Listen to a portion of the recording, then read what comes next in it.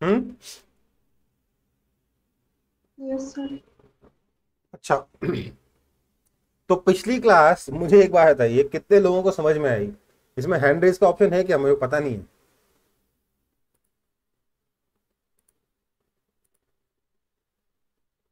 नहीं है ना?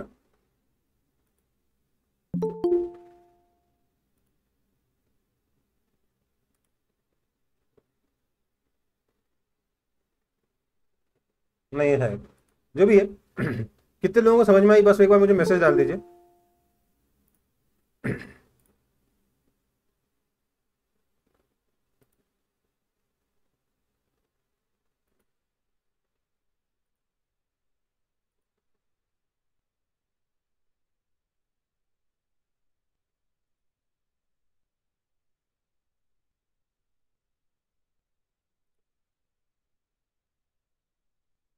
80% समझ में आया। और कोई?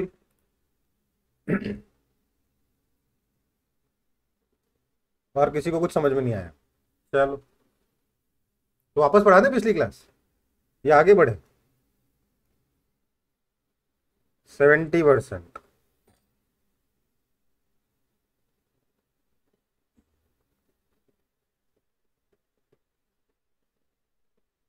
अच्छा, नॉर्मली कितना समझ में आता है आप लोगों को, जो 80%, 70%, 70% बोल रहे हैं? नॉर्मल क्लासेस में कितना समझ में आता है?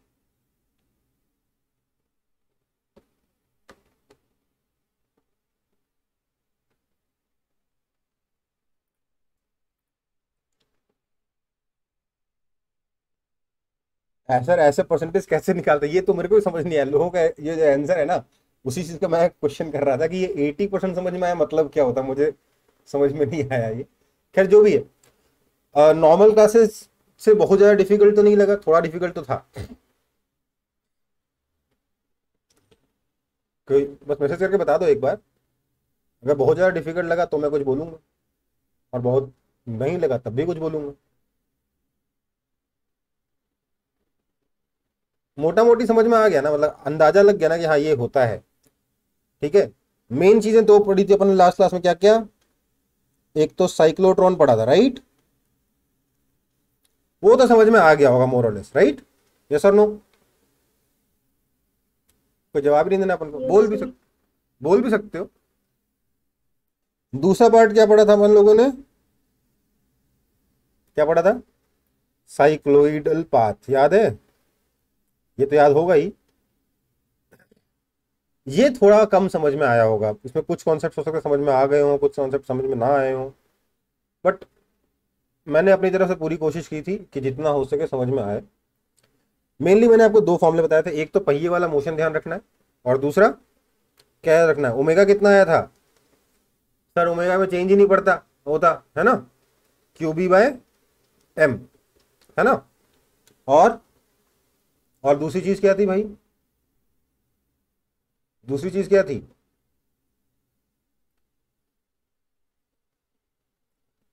दूसरी चीज मैंने बताई थी ओमेगा आर या वी, वेलोसिटी जो थी सेंटर की, वो कितना था? ओमेगा आर कितना आया था? ई नॉट बाय या E by B, right? Direction आप लोग फिगर आउट कर लोगे आई होप, कि किस डायरेक्शन में अल्टीमेटली पार्टिकल जाएगा। ये बता दूं? डायरेक्शन ही बताया था। अगर आपको डायरेक्शन पता करना है ना, किस डायरेक्शन में पार्टिकल जाएगा, तो उसका आंसर है E vector cross B vector के डायरेक्शन में जाएगा। ओके बेटा, ठीक है। इस फॉर्मूले को और इस फॉर्मूले को ना हम एक और चैप्टर में देखेंगे, बिल्कुल अनरिलेटेड टॉपिक में, एकदम अनरिलेटेड टॉपिक होगा, और आंसर सेम होगा। ठीक है, देखेंगे आगे चलते। Omega is equal to Q B by M अपन ने पढ़ा था यूनिफॉर्म सर्कुलर मोशन के लिए, जब आपका चार्ज मैग्नेटिक फील्ड के परपेंडिकुलर जा रहा था, इलेक्ट्रिक फील्ड नहीं था, उस केस में भी हमने ओमेगा देखा था, तो यही आया था, है ना? ये दोनों ओमेगा सेम क्यों आए, एक बार इसके बारे में थोड़ी सी बात और कर लूंगा, फिर आ, आगे बढ़ेंगे। दोनों बात, दोनों ओमेगा सेम इसलिए है बेटा, यूं समझ लीजिए कि आपका जो ओमेगा था ना, QB by M, magnetic field वाला, ये इंडिपेंडेंट ऑफ वेलोसिटी था कि नहीं था? जब इलेक्ट्रिक फील्ड नहीं था उस केस में भी ओमेगा क्या था? इंडिपेंडेंट ऑफ वेलोसिटी था कि नहीं था?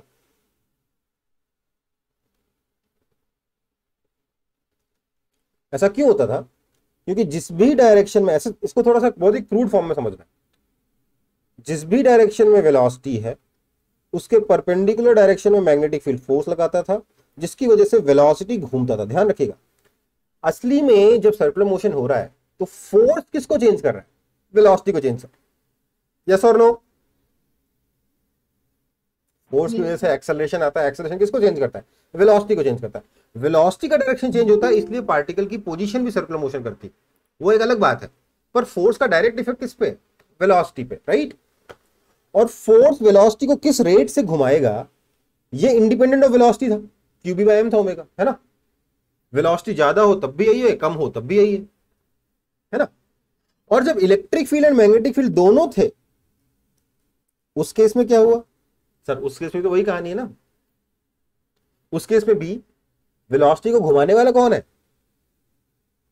ओमेगा तो सिर्फ बी वेक्टर लाएगा, ई वेक्टर की वजह से कोई ओमेगा तो आएगा नहीं, वेलोसिटी को घुमाता तो है नहीं है ना? वेलोसिटी को घुमाने का रिस्पॉन्सिबिलिटी किसके पास है? मैग्नेटिक फील्ड के पास। इलेक्ट्रिक फील्ड तो सिर्फ उसका मैग्नीट्यूड चेंज करेगा, राइट? तो ये जो मैग्नेटिक फील्ड है, इस ये वेलोसिटी को जिस रेट से घुमाएगा वो तो वेलोसिटी से इंडिपेंडेंट है। वेलोसिटी कम हो तब भी है, ज्यादा हो तब भी है, और वेरिएबल हो तब भी है। समझ में आई बात? स्पीड कम हो, ज्यादा हो, वेरिएबल हो, वेलोसिटी को घुमाने का रेट सेम रहेगा, इसलिए एक चक्कर मारने में टाइम सेम लगेगा। समझ में आई बात? ओमेगा सेम रहेगा, it doesn't matter electric field है कि नहीं। क्लियर है कि नहीं क्लियर है ये?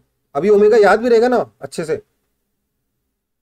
Yes sir. Omega R is equal to E by B हो ही गया है, ठीक है? इसको याद रखना है, बाकी तो अपने आप हो जाएगा। चलो आगे बढ़ते हैं। इसके बाद में एक और टॉपिक पे आया था, लास्ट में एक टॉपिक पे आया था, क्या? फोर्स ऑन स्ट्रेट या करंट कैरिंग वायर, है ना?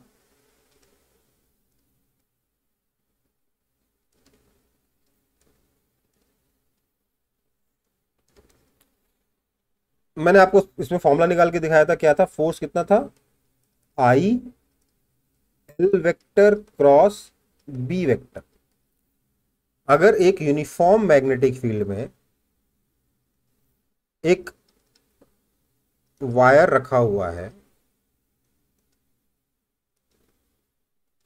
जिस वायर में से करंट आई जा रहा है, इसमें वहां स्मॉल आई लिखा तो यहां पे भी स्मॉल आई लिख लेते हैं, करंट स्मॉल आई जा रहा है, तो इस पे फोर्स किधर लगेगा? आई एल वेक्टर क्रॉस अंदर वाला बी वेक्टर, किधर आ गया? इधर लग गया फोर्स वेक्टर। समझ में आई बात? यही बोला था ना मैंने। फोर्स कितना होगा? I L vector cross B vector, जिसमें ये लेंथ क्या है इस वायर का? एल क्या है? वायर का लेंथ अलोंग करंट। ओके, इसमें एक चीज का ध्यान रखिएगा, ये तो मैंने स्ट्रेट वायर के लिए बताया। मान लेते हैं सर कि वायर ऐसा हो, ये लेंथ एल है, इसमें करंट जा रहा है आई, इस पॉइंट का नाम ए बोल देता हूं, इस पॉइंट का नाम बी बोल देता हूं। तो अब इसमें करंट, इस पे ऊपर फोर्स कितना लगेगा और किस डायरेक्शन में लगेगा? कोई बता सकता है? तुक्का लगा दो, कोई दिक्कत नहीं।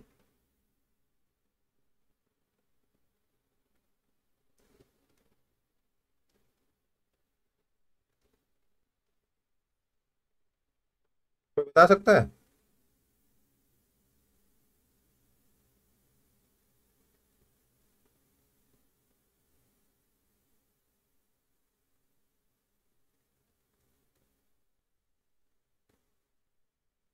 कोई भी नहीं बता सकता? चलो भाई देखो, इसमें आपका फोर्स लगेगा, पहले मैं फॉर्मूला बता देता हूं, फिर मैं उसका डेरिवेशन बता देता हूं। आई ये वाला vector R vector cross B vector. समझ में आई बात? अब बताता हूं ये कैसे आया। ये वाला लेंथ वेक्टर की जगह ये वाला वेक्टर कैसे आ गया? तो देखो भैया, अगर मैं इसके ऊपर कोई भी एक छोटा सा एलिमेंट कंसीडर करता हूं, लेट्स से डीएल लेंथ का, तो इस पे मैं छोटा सा फोर्स डीएफ वेक्टर लिख सकता हूं। I DL vector cross B vector, yes और no? This implies force vector क्या हो जाएगा? इसका integration, integration of I DL vector cross B vector.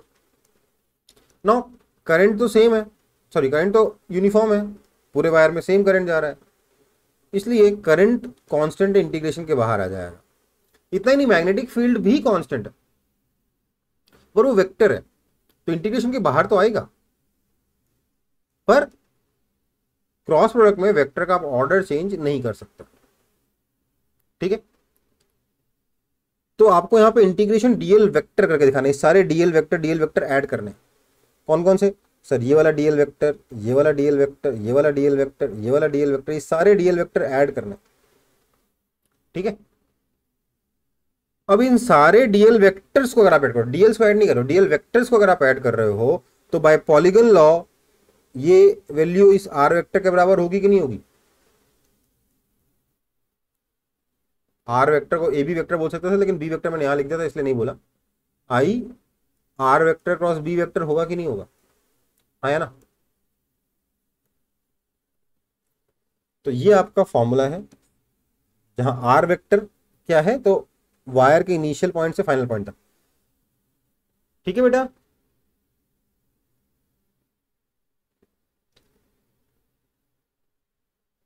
Yes sir.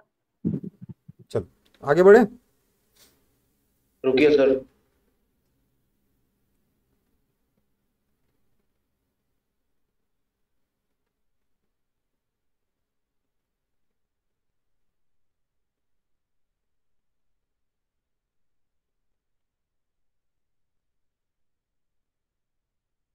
ये समझ में आ रहा है ना, यहां से यहां कैसे आए? पॉलीगन लॉ से आए। क्यों? ये वेक्टर प्लस ये वेक्टर प्लस ये वेक्टर कितना होता है? ये वाला वेक्टर होता है कि नहीं होता? हम्म, होता है कि नहीं?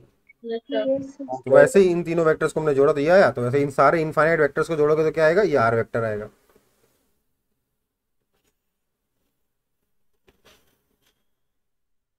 तो फोर्स का डायरेक्शन क्या होगा? इस आर वेक्टर के परपेंडिकुलर ऐसे फोर्स लगेगा।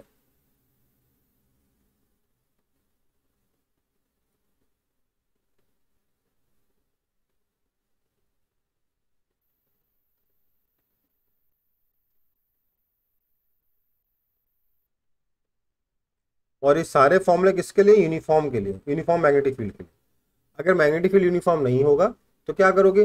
हर एक डीएल एलिमेंट पे उसकी लोकेशन का मैग्नेटिक फील्ड यूज करके सॉल्व करोगे। ओके बेटा, चलो आगे बढ़ रहा हूं।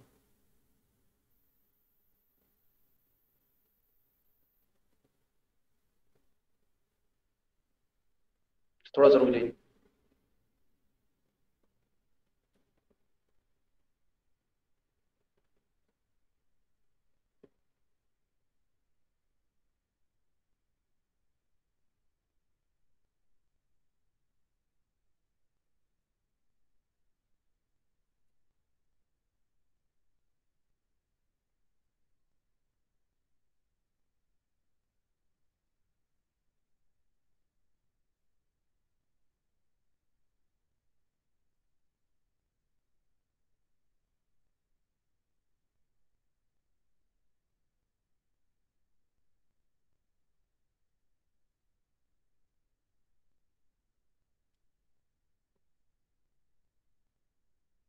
हो गया सर।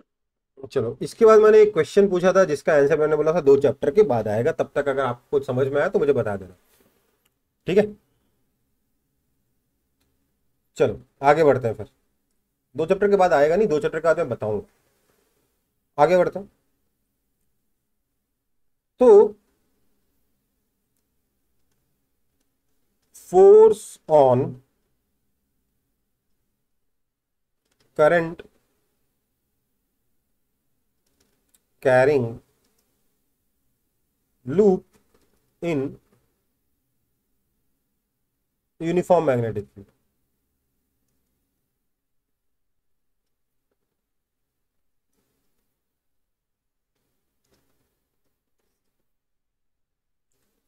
सोचिए मेरे पास ये एक यूनिफॉर्म मैग्नेटिक फील्ड है,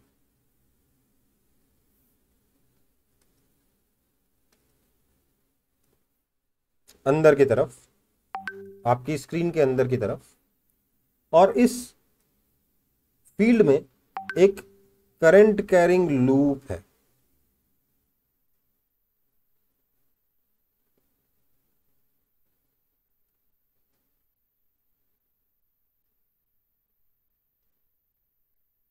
इस लूप के डायमेंशन वगैरह हमको अगर जरूरत पड़ेगी हम एज्यूम कर लेंगे, एरिया, पेरीमीटर वगैरह जो भी जैसे जैसे जरूरत पड़ेगी एज्यूम कर लेंगे। आपको बताना है कि इसके ऊपर फोर्स कितना लगेगा एक यूनिफॉर्म मैग्नेटिक फील्ड की वजह से। कोई बताएगा जल्दी जल्दी सॉल्व करके, in terms of area, perimeter, whatever parameter you need.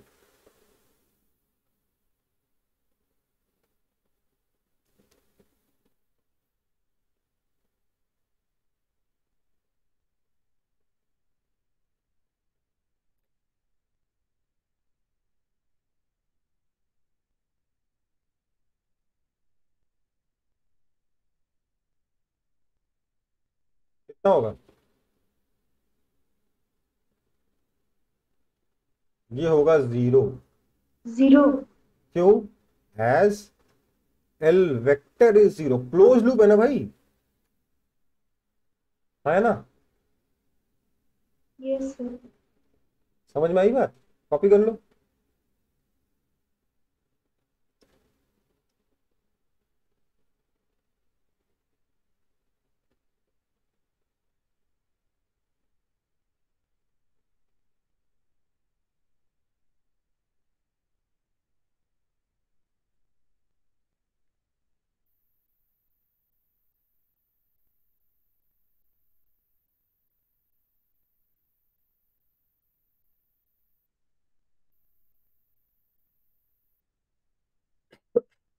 आगे बढ़े,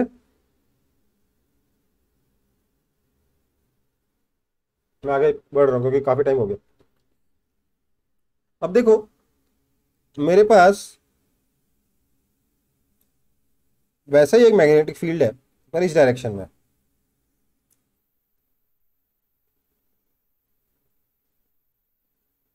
यूनिफॉर्म मैग्नेटिक फील्ड है बट इस डायरेक्शन में। अच्छा पिछले वाले केस में वापस आते हैं।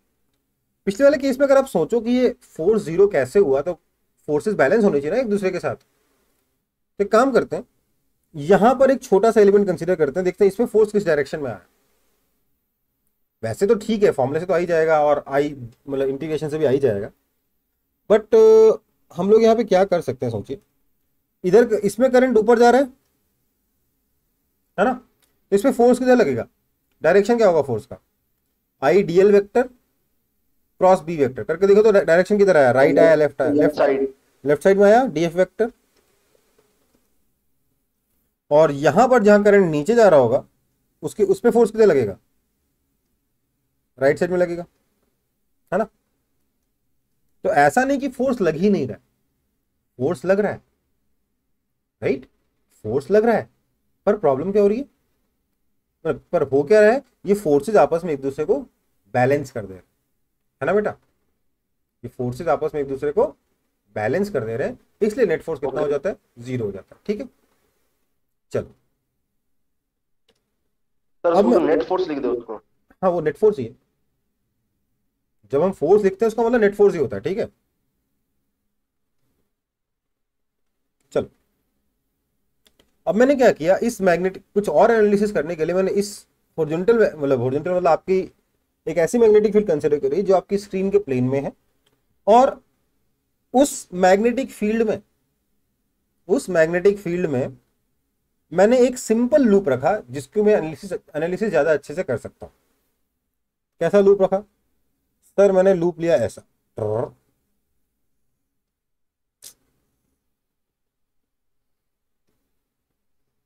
एक रेक्टेंगुलर लूप ले लिया।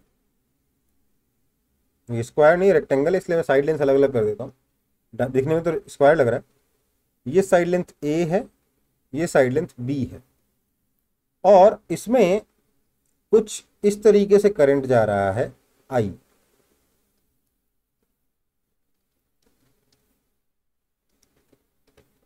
मेरे को इस लूप पर फोर्स की एनालिसिस करनी है कि फोर्स कैसे कैसे लग रहा होगा, कितना कितना लग रहा होगा।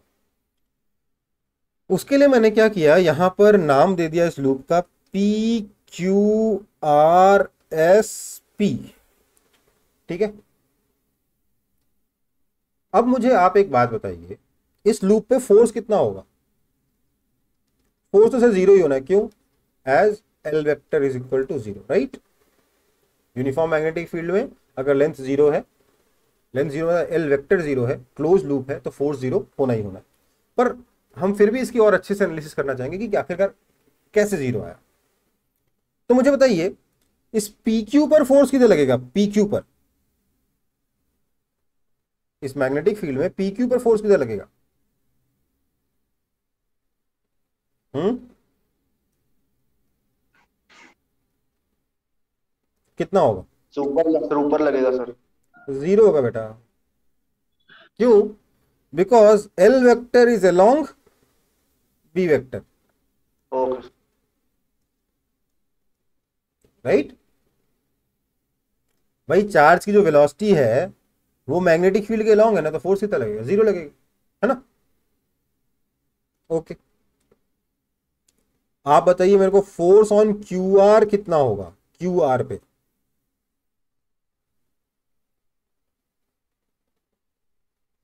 कितना होगा, किधर होगा? एल वेक्टर ऊपर है, बी वेक्टर इधर है, तो दिस क्रॉस दिस, बताइए किधर आया? अंदर आया कि नहीं?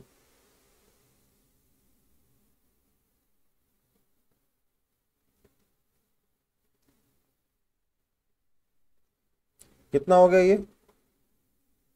आई, एल मतलब B, into magnetic field B. Yes और no?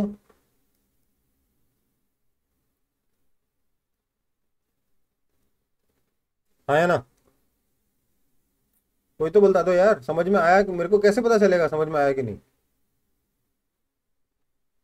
Yes, sir. Yes, sir. Class में शक्ल देख लेता हूँ, यहाँ क्या करूँ? कुछ तो हेल्प करो मेरी। फोर्स ऑन आर एस कितना होगा, बताइए फटाफट।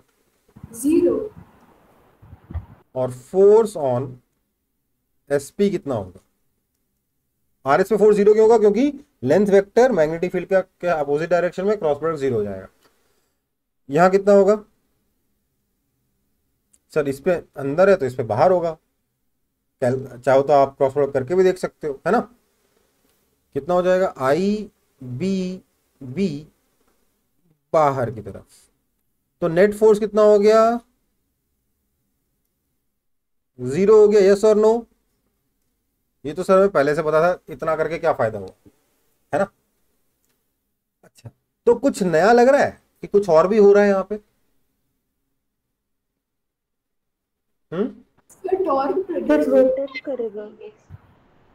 इस पे टॉर्क लगेगा। क्यों? इस एसपी पे फोर्स ऊपर लग रहा है और इस पी क्यू आर पे फोर्स नीचे लग रहा है।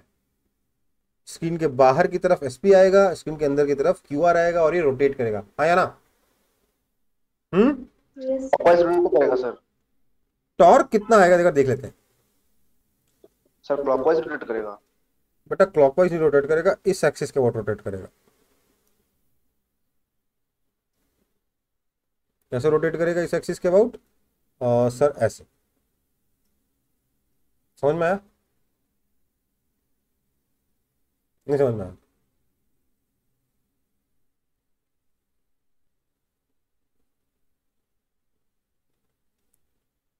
देखो, ये जो एक्सिस दिख रही है ना,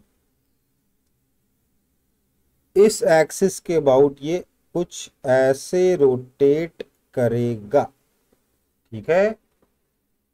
Yes, sir. समझ में आई बात? Yes, sir. क्यों रोटेट करेगा समझिए ना, ये वाला पोर्शन अंदर जाएगा, क्यू आर जो है अंदर जाएगा और एसपी बाहर आएगा, तो ऐसे ही ना घूमेगा भाई। हम्म, अच्छा टाउ आया कितना? चलो अभी टाउ वेक्टर छोड़ो, फिर मैग्नीट्यूड बताओ। टॉर्क होता कितना है? दोनों फोर्स इक्वल है, अपोजिट है, मतलब क्या है? कपल है। एक कपल की वजह से टॉर्क कैसे निकलता है? Magnitude of any force multiplied by distance between them, that is a. So A into I BB, that is equal to I AB into B.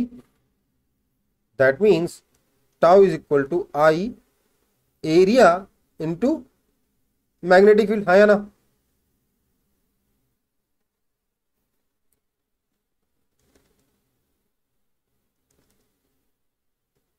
Yes or no? Yes sir. ठीक है, ये आया torque. In fact if n number of turns है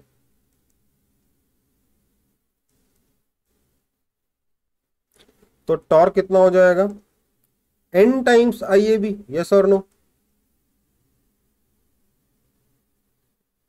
है ना?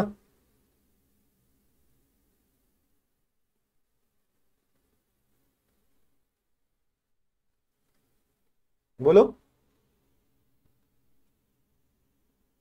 Yes sir. So tau is equal to n times IAB है। और आप बोल सकते हो टॉर्क वेक्टर कितना है, तो मैं यहां लिख रहा हूं, आप यहां पे वेरीफाई करेंगे सही है कि गलत है। NI area vector cross magnetic field vector.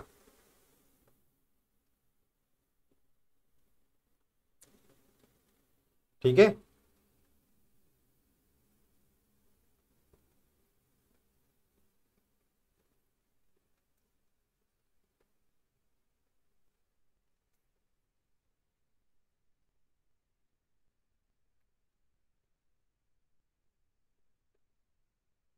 Verify करके देख लो। एरिया वेक्टर कौन सा लोगे, तो सर एरिया का वेक्टर कैसे लेंगे यहाँ पे, ये तो सिंपल लूप है। तो एरिया वेक्टर का मतलब बेटा ये होगा कि जिस डायरेक्शन में करंट जा रहा है ना, उस डायरेक्शन में अपने फिंगर्स को घुमाओगे तो एरिया किधर आ रहा है देख लो।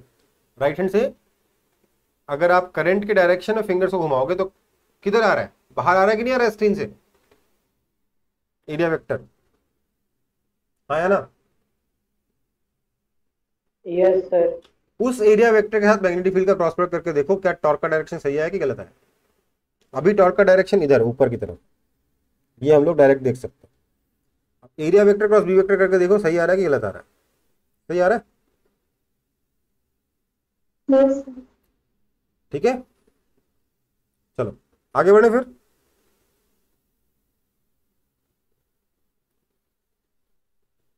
आगे बढ़े। Yes sir.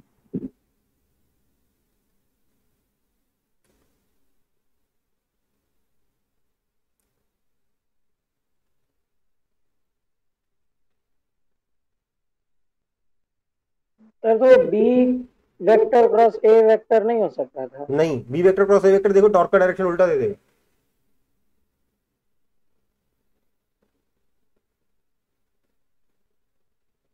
ठीक है, देखो ध्यान दो, ये जो टॉर्क वेक्टर आया मेरा, ये आया NI vector cross B vector.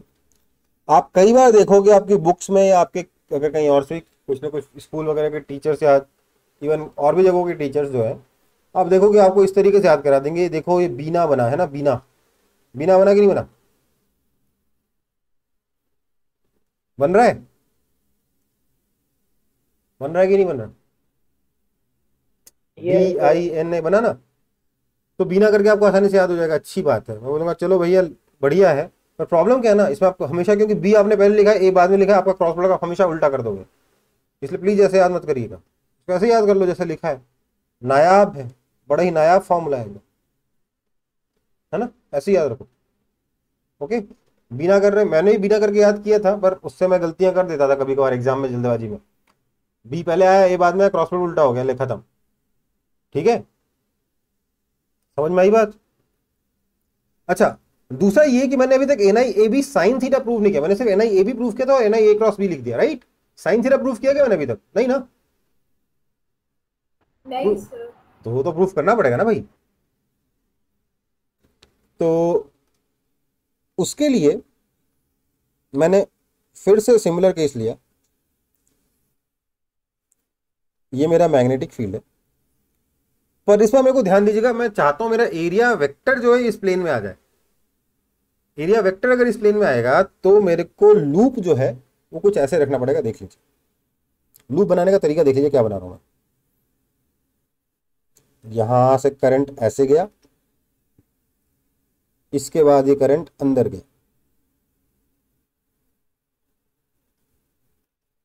फिर ये करंट ऐसे आया और यहां से करंट बाहर आ गया। लूप बना कि नहीं बना? दिख रहा है?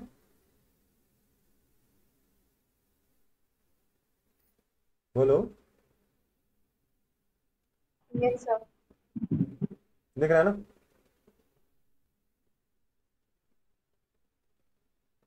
समझ में आया लूप? ये लूप में कैसे बनाऊं? मैं 2D में बना ही नहीं सकता ना लूप। बेसिकली अंदर ऐसे जा रहा है, ऐसे आ रहा है, ये लूप दिखाना चाह रहा हूँ, ठीक है? यहाँ से करंट ऐसे गया, ये अंदर की तरफ है, इधर आया और यहाँ से ऐसे बाहर आ गया। लेकिन ऐसे ही दिखा पाऊंगा और कैसे दिखाऊं इस चीज़ को? समझ में आ गई बात? Yes, हाँ, है ना? ठीक है। तो अब देखो, इसकी मैंने मान लिया कि ये वाली लेंथ ए है और ये अंदर वाली लेंथ बी है, ठीक है? मैग्नेटिक फील्ड यहाँ पर बी वेक्टर है, करंट आई है, हमने ऑलरेडी देख लिया। तो इसमें सोचिए, इस हर एक चारों वायर पे फोर्स किधर लगेगा, कितना लगेगा, फटाफट निकाल लेते हैं। अच्छा, ये जो एंगल है लूप का, ये वाला एंगल थीटा है, ओके? मुझे बताइए इसका एरिया वेक्टर किधर आएगा?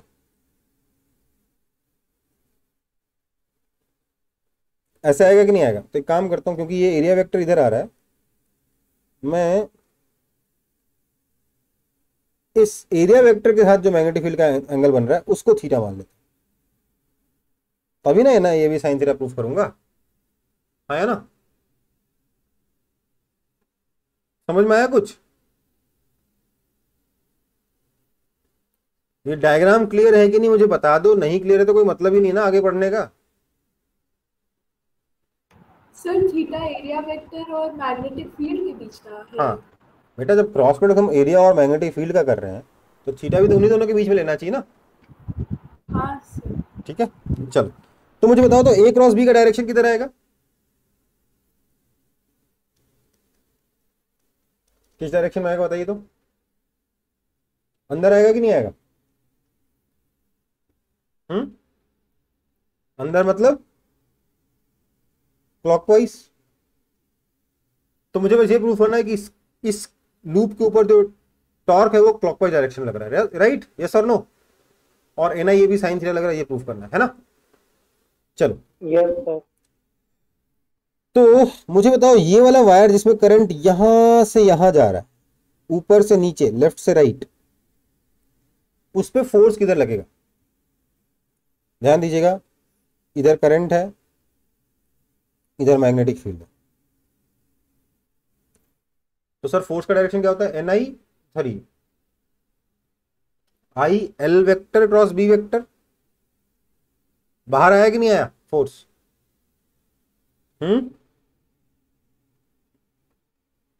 तो इस पे फोर्स लगा बाहर की तरफ। तो सिमिलरली अंदर वाला फोर्स किधर लगेगा? अंदर की तरफ, है ना?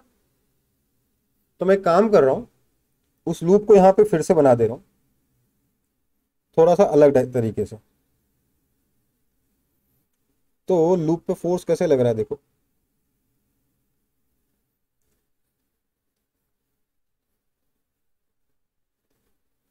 इस पे फोर्स लग रहा है, देखो कैसे बना रहा हूं, देखो सॉरी मैं गलत बना दिया, मैं ऐसे बनाना चाहता हूं। इधर मेरा एक्स एक्सिस है, इधर मेरा वाई एक्सिस है, इधर मेरा जेड एक्सिस है। जेड एक्सिस उधर अंदर जा रहा है, इधर बाहर आ रहा है। और मेरा लूप जो है मैंने ऐसे ही ले लिया, थोड़ा सा अंदर की तरफ, बाकी एक्स वाई प्लेन में। भावनाओं को समझ, मतलब कॉन्सेप्ट समझ गए ना कैसे बना रहा हूं इस लूप को यहाँ पे? ये जेड एक्सिस के लॉन्ग है, ये भी जेड एक्सिस के लॉन्ग। यहाँ पे करंट इधर जा रहा है, यहाँ पे करंट इधर जा रहा है, यहाँ पे करंट इधर जा रहा है, यहाँ पे करंट इधर जा रहा है। तो इस पे फोर्स बाहर लगा मतलब जेड एक्सिस के लॉन्ग लगा, तो इस पे फोर्स लगा ऐसे जेड एक्सिस के लॉन्ग। इस पे फोर्स अंदर लगा मतलब माइनस जेड एक्सिस के लॉन्ग लगा, अंदर लगा मतलब, ठीक है? कितना फोर्स लगा सर? क्योंकि ये वाला एंगल थीटा है इसलिए ये वाला एंगल 90 डिग्री माइनस थीटा है। तो जो फोर्स लगेगा वो बाहर की तरफ कितना लगेगा इस पर सर? तो ये फोर्स होगा, क्या होता है, आई एल क्रॉस बी था ना? तो क्रॉस बी में क्या जाएगा? Cos sine of 90 degree minus theta मतलब कॉस थीटा। तो ये लगेगा आई, लेंथ कितना? ए, क्योंकि ये लेंथ ए है, ये लेंथ बी है।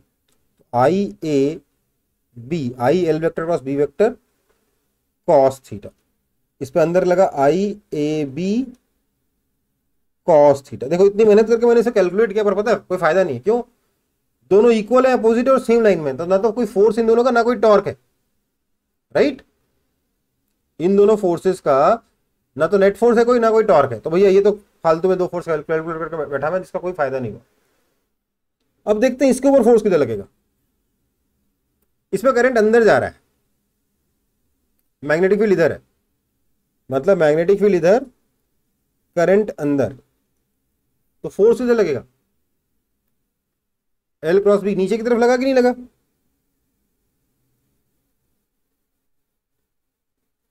आया ना? आया ना?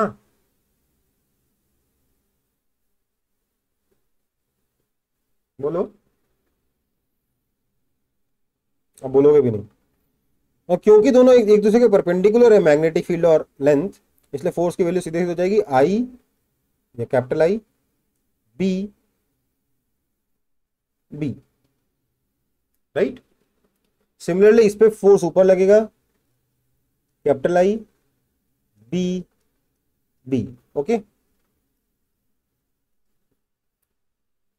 समझ में आई बात? आया ना? Yes sir. तो टॉर्क कितना लगेगा? हम्म, इस पर फोर्स ऊपर लगा आई बी बी, मतलब वाई एक्सिस के लॉन्ग लगा, इस पे फोर्स माइनस वाई एक्सिस के लॉन्ग लगा आई बी कैपिटल बी। टॉर्क कितना होगा? This force multiplied by perpendicular distance, है ना। ये थीटा 90 डिग्री माइनस थीटा, ये 90 degree minus theta, perpendicular distance is cos 90 degree minus theta, so this is a cos 90 degree minus theta, that is equal to a sin theta. ये perpendicular distance कितना दोनों force के बीच में? a sin theta, इसलिए torque हो जाएगा I B B into A sine theta, that is equal to I A B sine theta. Prove हो गया, है ना। एक्चुअली टाउ वेक्टर अगर n लूप्स होंगे तो कितना हो जाएगा? Tau vector is equal to n times I A B sine theta, और डायरेक्शन क्या है? क्लॉकवाइज है, अंदर की तरफ है। सब कुछ प्रूव हो गया कि नहीं हो गया? Tau vector is equal to n I A vector cross B vector. समझ में आई बात?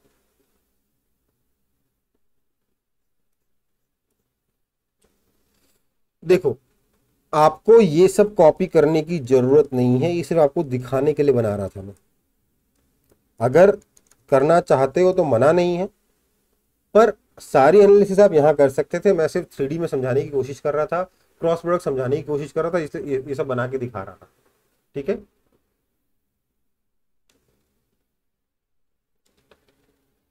सो टॉर्क का फॉर्मूला कितना है? N I A vector cross B vector.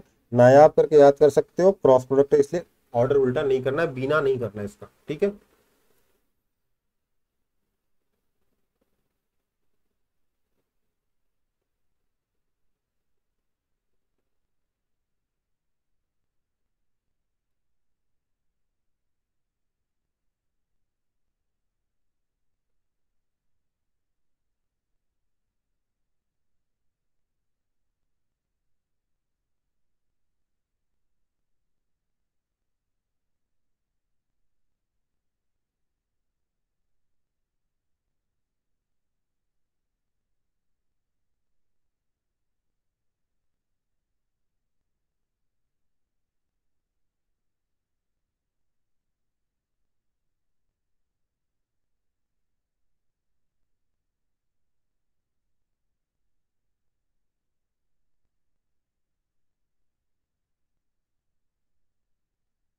Copy हो गया?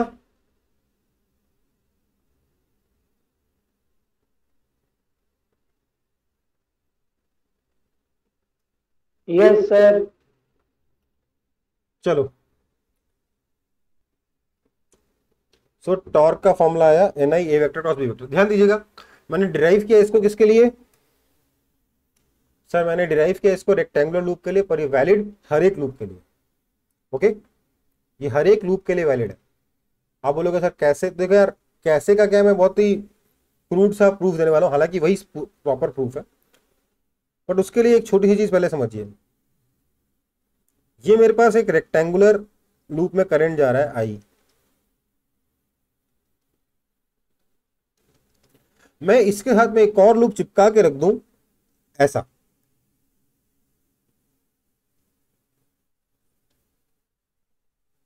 जिसमें भी क्लॉकवाइज करंट जा रहा है आई। पहले वाले में भी क्लॉकवाइज जा रहा था, इसमें भी क्लॉकवाइज जा रहा है। तो क्या होगा इफेक्टिवली, यहां पर करंट का क्या हुआ, जो कॉमन ओवरलैप आया वहां पे, येलो वाले में लेफ्ट से राइट, पिंक वाले में राइट से लेफ्ट, नेट करंट जीरो। हाँ या ना? हाँ या ना? बोलो, हुआ कि नहीं हुआ? बोलो ना। Yes sir. अच्छा, तो मतलब कि अगर मैं कह रहा हूं इस लूप का टॉर्क टाउ वन वेक्टर, इस लूप का टॉर्क टाउ टू वेक्टर, तो इन दोनों के सुपरपोजिशन का टॉर्क क्या होगा? Tau one vector plus tau two vector होगा कि नहीं होगा? होना चाहिए। हाँ या ना?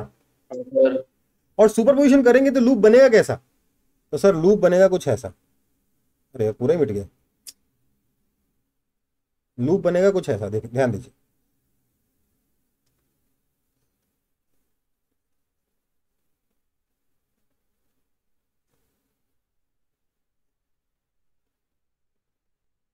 हाँ या ना? समझ में आई बात? हाँ सर। तो मतलब अगर मैं दो लूप्स, जिन दोनों लूप में सेम सेंस में करंट जा रहा है, उनको जोड़ दूंगा तो मेरे को सिर्फ ऊपर वाली बाहर वाली बाउंड्री बनाते जाना है, मेरे को नेट लूप मिलता जाएगा। यस और नो? और उसका जो टॉर्क होगा क्या होगा? I N A one vector plus A two vector cross B. है ना?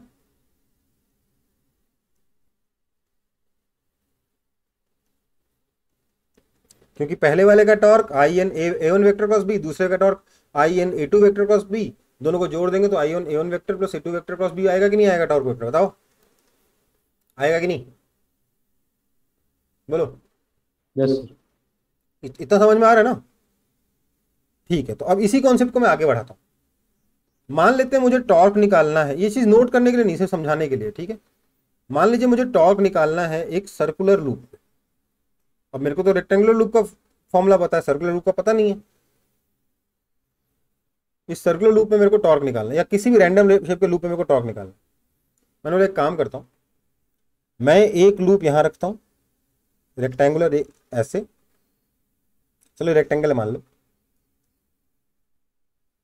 ठीक है? इसमें क्लॉकवाइज करंट जा रहा है, उसके बाद मैंने एक और लूप यहां बना दिया, उसके बाद मैंने इसमें भी क्लॉकवाइज जा रहा है, तो यहां पे कोई करंट नहीं गया। हाँ या ना? उसके बाद मैंने एक और लूप यहां रख दिया,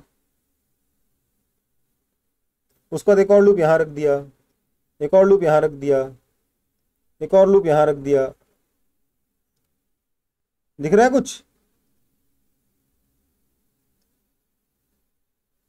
कुछ दिख रहा है कि नहीं दिख रहा?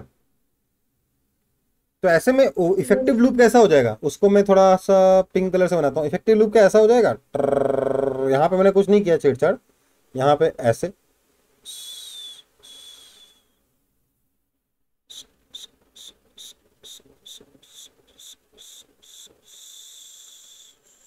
ऐसा हो जाएगा कि नहीं हो जाएगा? हम्म। हाँ सर। तो इस तरीके से अगर मैं सही से रेक्टेंगुलर लूप हर जगह जोड़ता जाऊं तो मैं सर्कल अचीव कर लूंगा कि नहीं कर लूंगा अल्टीमेटली, इनफाइनाइट लूप जोड़ जोड़ के ऐसे। हाँ सर। और टॉर्क कितना होगा? आई एन इन सारे लूप्स का एरिया क्रॉस बी वेक्टर, मतलब आई एन सर्कल का एरिया क्रॉस बी वेक्टर। हाँ या ना? बोलो। Yes sir. तो प्रूव हो गया कि नहीं हो गया?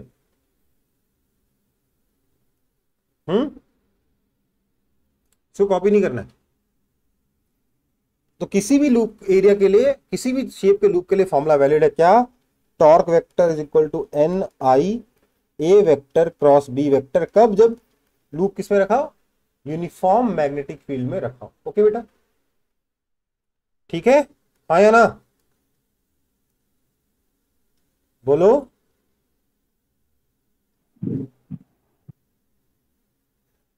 अच्छा, Yes. यूनिफॉर्म मैग्नेटिक फील्ड में टॉर्क आया इतना, और यूनिफॉर्म मैग्नेटिक फील्ड में फोर्स कितना आ रहा है? तो सर फोर्स आ रहा है 0। अरे वाह, मुझे किसी चीज की याद आ रही है। फोर्स 0 था पर टॉर्क था किसी और केस में भी ऐसे ही सिमिलर चीज में, कि एक फील्ड में हमने किसी चीज को रखा था तो फोर्स 0 आया था पर टॉर्क आ गया था, याद है? हम्म। Sir, dipole. Electric dipole in uniform magnetic electric field क्या था सर? फोर्स 0 था और टॉर्क कितना था sir? P vector cross E vector था, राइट? मैंने बोला यार ये तो सिमिलर चीज लग रही है, कंपेयर करो। तो मुझे क्या मिला मालूम है? कि मतलब पी वेक्टर के जैसा ही कुछ होगा कोई वेक्टर, उसका नाम दे दिया हमने एम वेक्टर। एम वेक्टर क्या है? Magnetic dipole moment. ओके बेटा, ये एम वेक्टर कितना हो गया sir? N I A vector हो गया, है ना? तो अब क्या लिखोगे सर?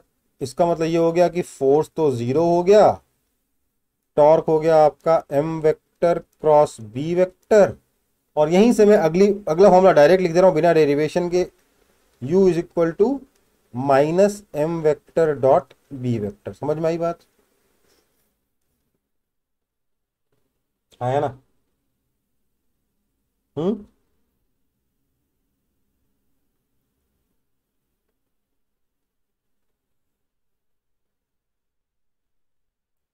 समझ में आया कि नहीं आया? Yes, sir. कॉपी कर लो फिर, या ये तो आसान है ना भैया, तो पहले जो नॉलेज है उसी का सिमिलर नॉलेज यहाँ बना दिया, कुछ नया किया ही नहीं है ना। तो इलेक्ट्रिक डाइपोल कैसे बनता था? एक पॉजिटिव चार्ज और एक नेगेटिव चार्ज से। और मैग्नेटिक डाइपोल कैसे बनता है? करंट के लूप से, है ना?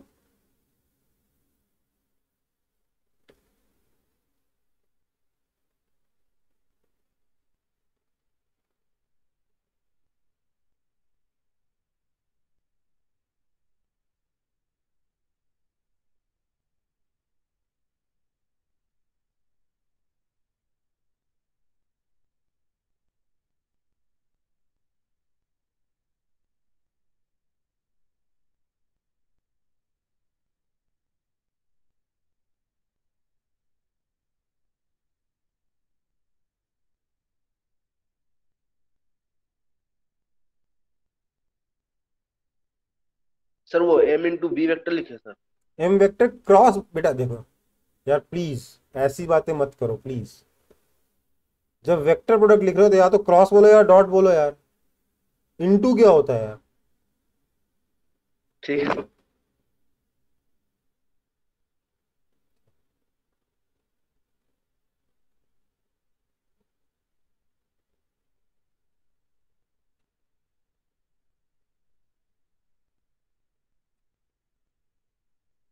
सबको क्लियर है?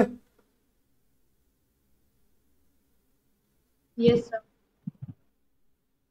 नेक्स्ट, तो हमारा टॉर्क वेक्टर आ गया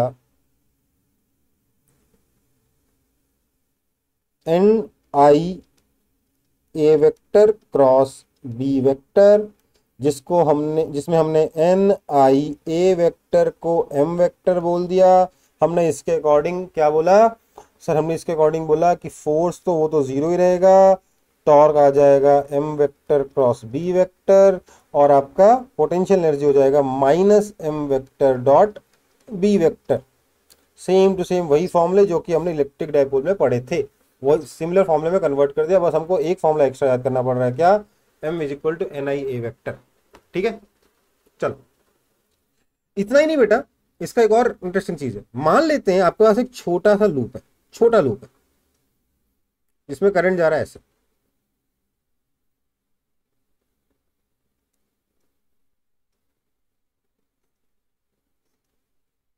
इसका एरिया है एरिया है ए, तो ए वेक्टर किधर होगा? इस डायरेक्शन में होगा कि नहीं होगा ए वेक्टर?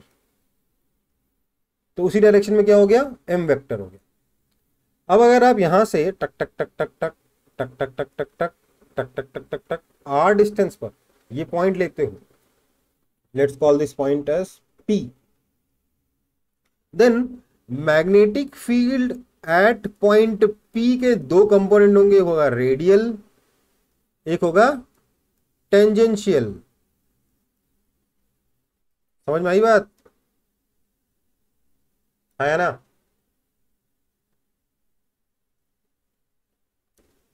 और उन दोनों की वैल्यू कितनी होगी सर, अगर ये एंगल थीटा है तो रेडियल वैल्यू हो जाएगा 2 km cos theta by R cube, और टेंजेंशियल का हो जाएगा माइनस तो हटेगा नहीं, आएगा नहीं, km sin theta by R cube, जिसमें आपका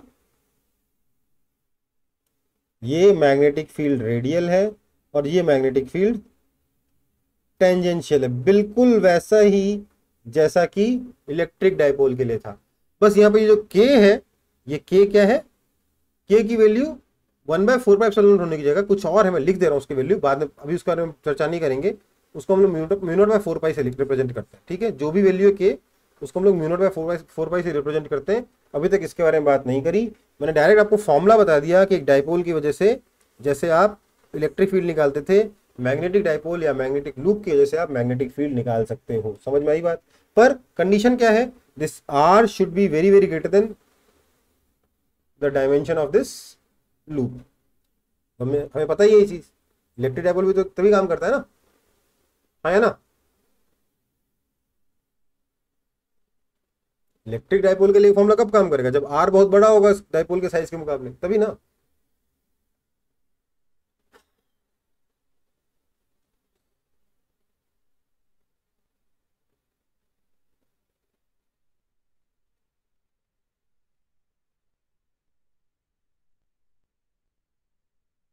तो ये डाइपोल मोमेंट वाला तो पूरा का पूरा केस सेम टू सेम हो गया, वहां पे हम पूरा बच के निकल गए, हाँ या ना? कुछ करना पड़ा क्या हमें? आप कुछ बोलोगे ही नहीं, ठीक है भाई। No sir. चलो आगे बढ़ते।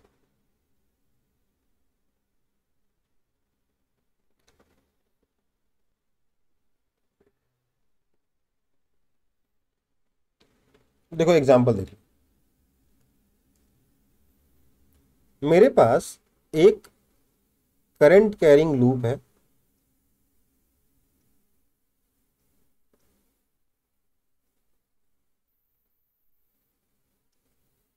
ठीक है, जो कि एक यूनिफॉर्म इलेक्ट्रिक फील्ड के मैग्नेटिक फील्ड के अंदर रखा हुआ है।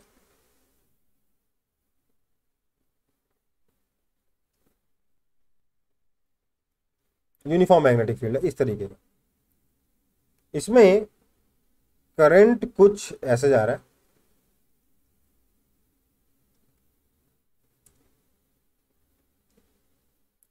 एन टर्न्स है, एरिया ए है इस लूप का, इस कॉइल का, लूप को बोल रहा हूं, कॉइल बोल रहा हूं, ठीक है। अभी ये इक्विलिब्रियम पोजीशन में है,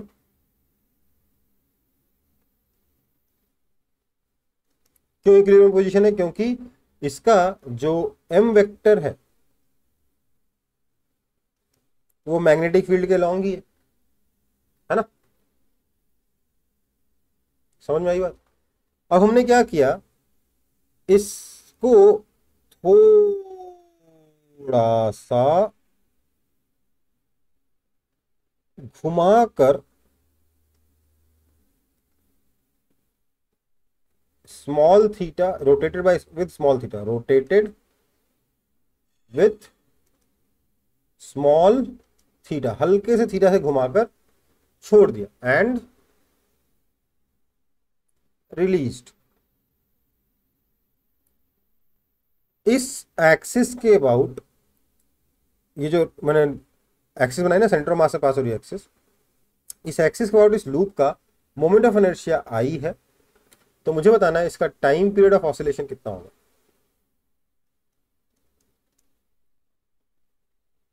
ठीक है, तो देखो जरा, टॉर्क कितना होगा, N I A B sine theta, और अगर आप ध्यान दोगे तो वो इस थीटा के अपोजिट डायरेक्शन में होगा।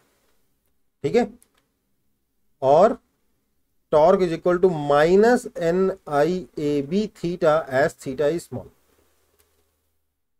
सो this is a proportionality constant K, therefore time period कितना होता है, 2 pi root under I by K, that is equal to 2 pi root under moment of inertia I हमको गिवन है इस एक्सिस के अबाउट, अपॉन के कितना हो जाएगा, एन आई ए बी। समझ में आई बात?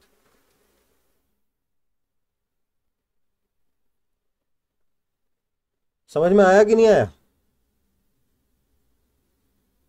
Yes, sir. Similar question dipole, electric dipole में बन सकता है कि नहीं बन सकता? बिल्कुल बन सकता है सर, है ना।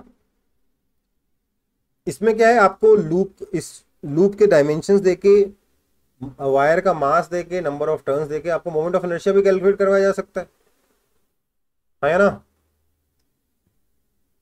मैं आपको बस एक कॉन्सेप्ट बता रहा था कि हाँ इस तरीके से आप टाइम पीरियड निकाल सकते हैं।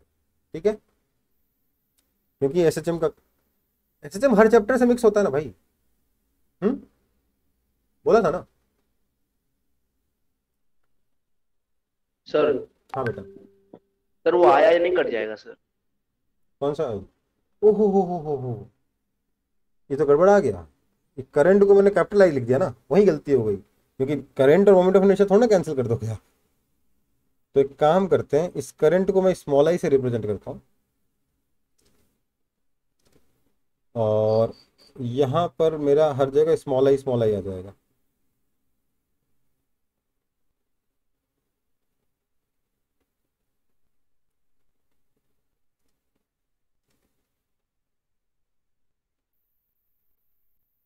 ठीक है, अब नहीं कटेगा ना बेटा?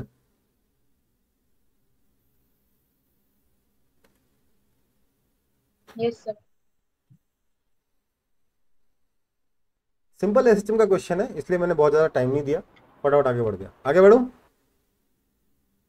अब आप बोलोगे सर ये नहीं समझ में आया, तो मैं बोलूँगा एसएचएम पढ़ के आऊँ, और मेरे पास कोई उपाय नहीं है।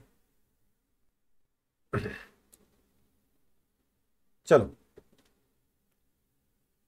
और एसएचएम तो हमने ऑफलाइन में भी पढ़ा है अलग से, राइट। तो हमने टॉर्क भी निकाल लिया, हमने टाइम पीरियड भी निकाल लिया, नायाब भी सॉल्व कर लिया। चलो, तो बेटा एक करंट कैरिंग वायर पे फोर्स कितना लगता है ये भी हमने पढ़ लिया मैग्नेटिक फील्ड के, है ना। अब हमारे पास basically current carrying wire magnetic field पे कितना फोर्स लगाता है, कितना टॉर्क लगाता है, वगैरह वगैरह देख लिया हम लोगों ने। देखा मैग्नेटिक फील्ड मूविंग चार्ज के साथ क्या करता है, देख लिया।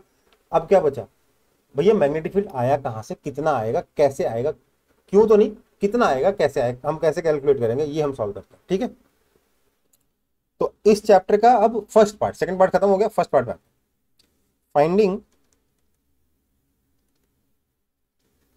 Finding magnetic field due to what,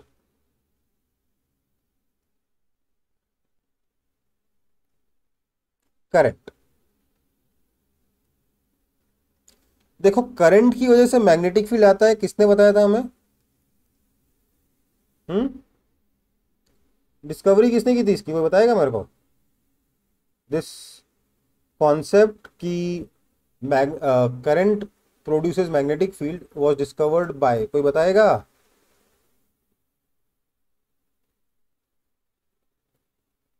पढ़ा है आप लोगों ने क्लास 10th में? एक्सपेरिमेंट बताऊं? करंट जा रहा था, नीचे मैग्नेट रखा तो मैग्नेट डिफ्लेक्ट हो गया, याद आया कुछ? हम्म,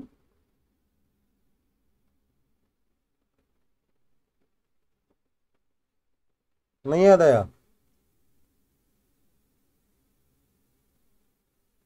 जल्दी बोलो। क्लास 10th की बुक्स में इस तरीके का डायग्राम भी बना हुआ था आपका।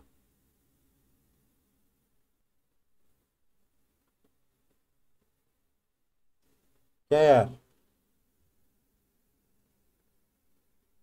ऐसी पास कर लिए 10th? कुछ तो बता दो यार, कोई तो बता दो, टाइप कर दो, बोलने में अच्छा नहीं लग रहा था। चलो आपको बताना है।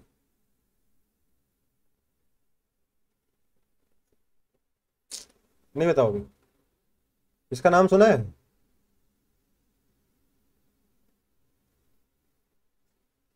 हम्म। यस हाँ सर सर। सुनिए। No, sir. इसने किया था ना एक्सपेरिमेंट कि जब करंट पास कराया तो बगल में मैग्नेट डिफ्लेक्ट कर गया, याद है? तो स्टेट्स एक्सपेरिमेंट पढ़ा था आप लोगों ने। फिर इसका कोई और मेजर कंट्रीब्यूशन एटलीस्ट हमारे सिलेबस में नहीं है, इसलिए नाम भूल जाना कोई बहुत बड़ी बात नहीं है, इसलिए मैंने बता दिया कि ओस्टेड ने डिस्कवर किया था क्या, कि करंट की वजह से मैग्नेटिक इफेक्ट प्रोड्यूस होता है। ठीक है। सो कितना इफेक्ट प्रोड्यूस होता है, कितना मैग्नेटिक फील्ड आता है, तो इसके लिए हमारे पास लॉ है। लॉ का नाम क्या है?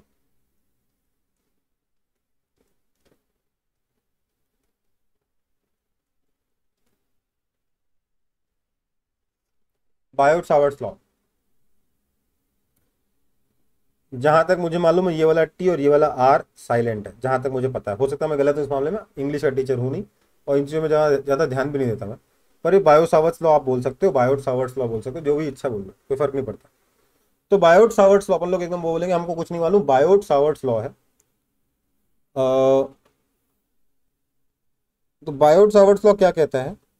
ये बोलते हैं भैया एक वायर की वजह से मैग्नेटिक फील्ड कितना आएगा ये मेरे को नहीं पता, पर अगर एक रैंडम शेप का वायर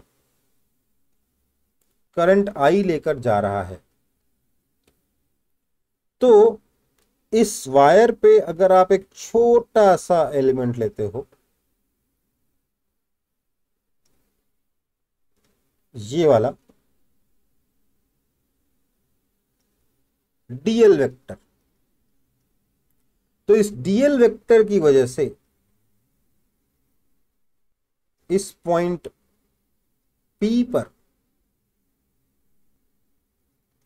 जो यहां से आर डिस्टेंस पर है, और डीएल मतलब ये जो वेक्टर है ये आर वेक्टर बन जाएगा। ये एंगल लेट से थीटा है दोनों के बीच में, डीएल वेक्टर और आर वेक्टर के बीच में। तो पूरे वायर की वजह से पॉइंट पी पे मैग्नेटिक फील्ड कितना आएगा ये तो बायो अंकल को नहीं पता था, पर इनको पता था कि इस छोटे से एलिमेंट डीएल वेक्टर की वजह से यहाँ पे करंट की मैग्नेटिक फील्ड कितना आएगा। उन्होंने क्या बोला कि इस छोटे से एलिमेंट डीएल की वजह से जो मैग्नेटिक फील्ड आएगा पॉइंट पी पे, उसका मैग्नीट्यूड होगा डीबी इज इक्वल टू, ध्यान दीजिए, यहां आया म्यू नॉट बाय 4 पाई। ये क्या होता है थोड़ी देर में बताता हूं। Mu naught by 4 pi I DL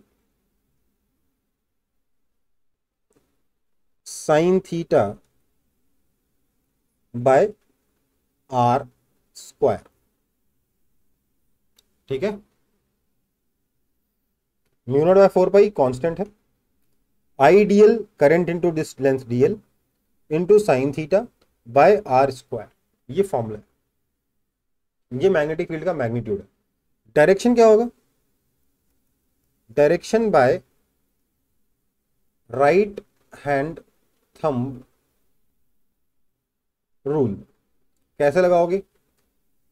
DL vector से आर वेक्टर की तरफ घूमोगे, मतलब उंगलियों को घुमाओगे। थंब किधर पॉइंट कर रहा है बताइए तो? इस डायरेक्शन में अगर आप उंगलियां घुमाओगे तो थंब किधर पॉइंट करेगा बताइए? दो ही ऑप्शन है, बाहर या अंदर, किधर पॉइंट करेगा? अंदर. अंदर पॉइंट करेगा। तो direction by right hand thumb rule जो इस केस में आया अंदर की तरफ। ठीक है। या फिर सीधी भाषा में उन्होंने बोला कि अगर वेक्टर फॉर्म में याद करोगे तो ज्यादा अच्छा लगेगा ये, dB vector is equal to, देखो म्यू नॉट बाय 4 पाई यहाँ पे कांस्टेंट है, जैसे वहां पे 1/4 पाई एप्सिलॉन नॉट कांस्टेंट होता था, यहाँ पे mu naught by 4 pi constant है। So mu naught by 4 pi into I DL vector cross R vector by R cube.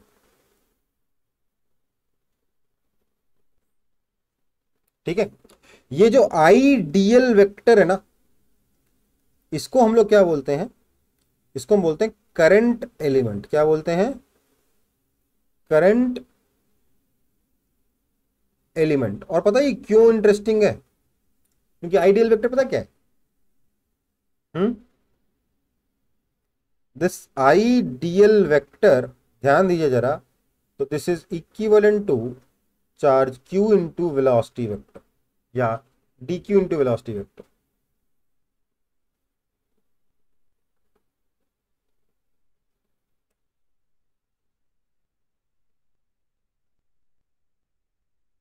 मतलब अगर एक छोटा सा चार्ज dq मूव कर रहा है वेलोसिटी v वेक्टर से, या चार्ज q मूव कर रहा है वेलोसिटी v वेक्टर से, तो यहां आई डीएल वेक्टर की जगह qv वेक्टर डाल दो, आपका उस मूविंग चार्ज की वजह से मैग्नेटिक फील्ड निकल जाएगा। ठीक है, समझ में आई बात? सर ये म्यू नॉट बाय 4 पाई क्या है? तो यार देखो, मैं इसको अगले पेज में बताता हूँ। ठीक है,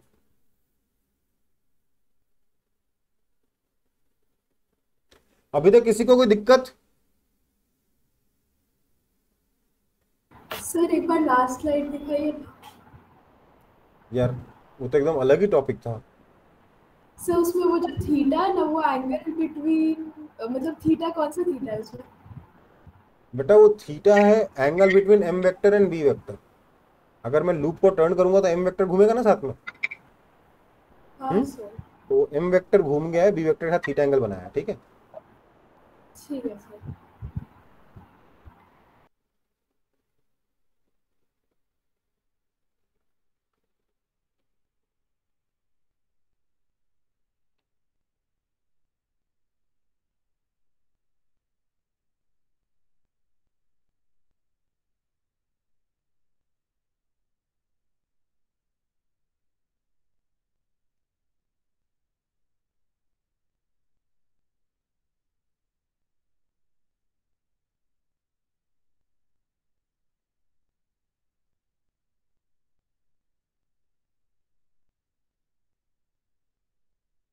कॉपी हुआ?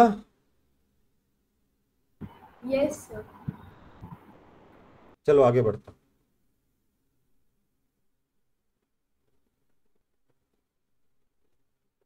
तो क्या देखा हमने कि हमारा जो डीबी वेक्टर था वो आपका था mu naught by 4 pi I DL vector cross R vector by R cube, जहां आर वेक्टर क्या था? डीएल वेक्टर के रेस्पेक्ट में उस पॉइंट पी का पोजीशन वेक्टर था। ठीक है भाई, चलो अब देखिए, इसमें हम बात कर रहे थे म्यू नॉट बाय 4 पाई की। तो देखो यार, म्यू नॉट बाय 4 पाई क्या होता है? ये होता है, ऐसा यूनिट में इसकी वैल्यू होती है 10⁻⁻7। लेकिन इसका ऐसा यूनिट क्या है तो ध्यान दीजिए, मैग्नेटिक फील्ड की यूनिट क्या है? टेस्ला। क्या यूनिट है मैग्नेटिक फील्ड की? टेस्ला।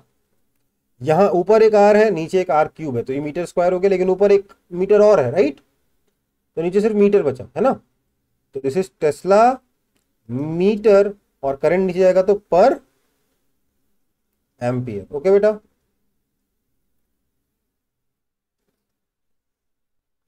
आप टी की जगह पूरा टेस्ला भी लिख सकते हो। ठीक है, इनफैक्ट लिखना चाहिए, मैं वैसे लिखूंगा।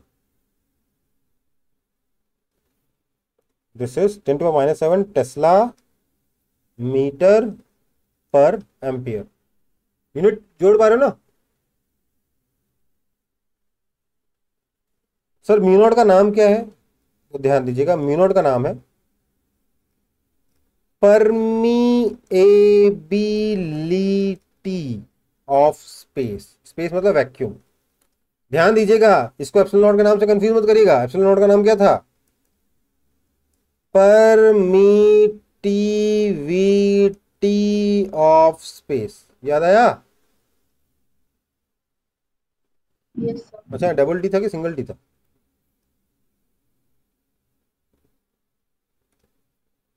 दोनों के नाम में अंतर है, प्लीज कंफ्यूज मत तो कहिएगा।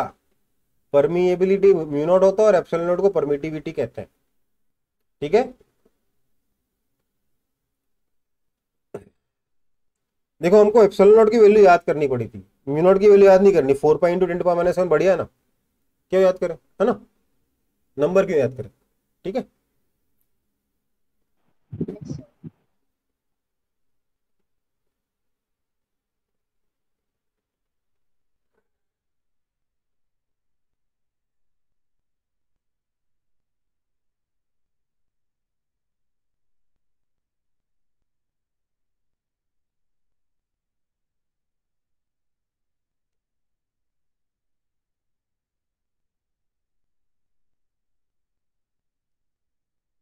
चलो, हो गया?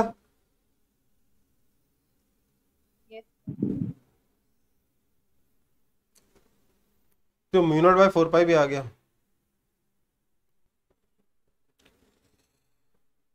एक चीज और समझ लीजिए, अगर मेरे पास कोई चार्ज है, ध्यान दीजिएगा, चार्ज q है जो वेलोसिटी v वेक्टर से मूव कर रहा है, और इस चार्ज q की पोजीशन से r वेक्टर की पोजीशन पर कोई पॉइंट p है, ये एंगल लेट से थीटा, हालांकि थीटा के टर्म्स में लिख नहीं रहा पर फिर भी, तो magnetic field at point P कैसे मिलेगा? सर वही फॉर्मूला है, mu naught by 4 pi into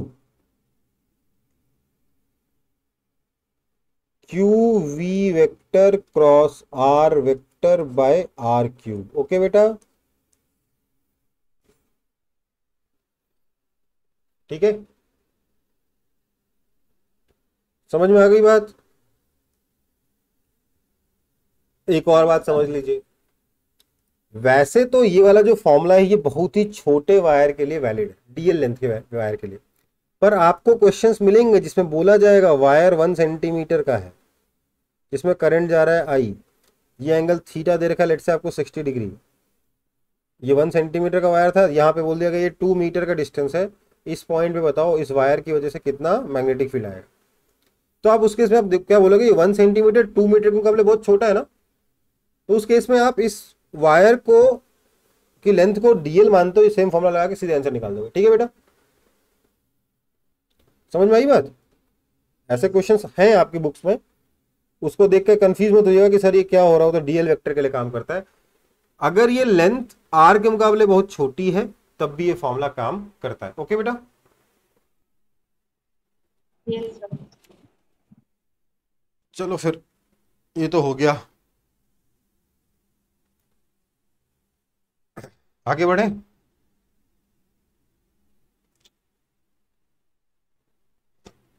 Yes, sir.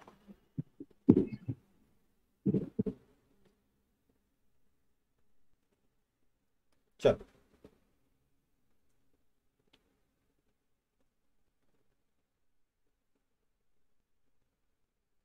अच्छा, तो इस फॉर्मूले का यूज क्या है सर?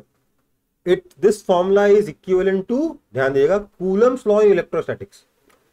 जैसे कूलम्स लॉ का यूज करते हुए हम लोगों ने हर एक अलग अलग तरीके के कॉन्फ़िगरेशन की वजह से इलेक्ट्रिक फील्ड निकाला था, हम यहाँ पे इस फॉर्मूले का यूज करते हुए अलग अलग कॉन्फ़िगरेशन की वजह से मैग्नेटिक फील्ड निकालेंगे। ओके बेटा, कोई दिक्कत? No, sir. तो शुरू करते हैं फिर। Magnetic field due to infinite wire. देख,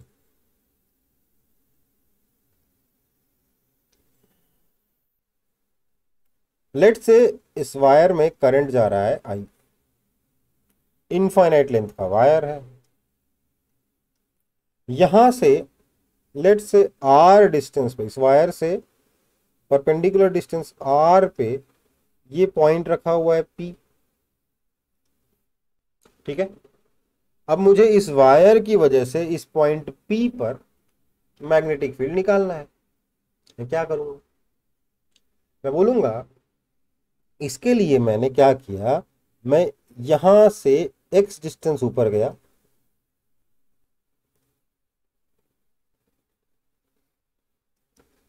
यहां जाकर मैंने एक छोटा सा एलिमेंट कंसीडर किया जिसकी लेंथ कितनी है, dx। ठीक है। इस छोटे से एलिमेंट की वजह से मैं इस पॉइंट P पर मैग्नेटिक फील्ड निकालता हूं। कैसे निकालूंगा? यहां से पॉइंट P का r वेक्टर हो गया ये वाला,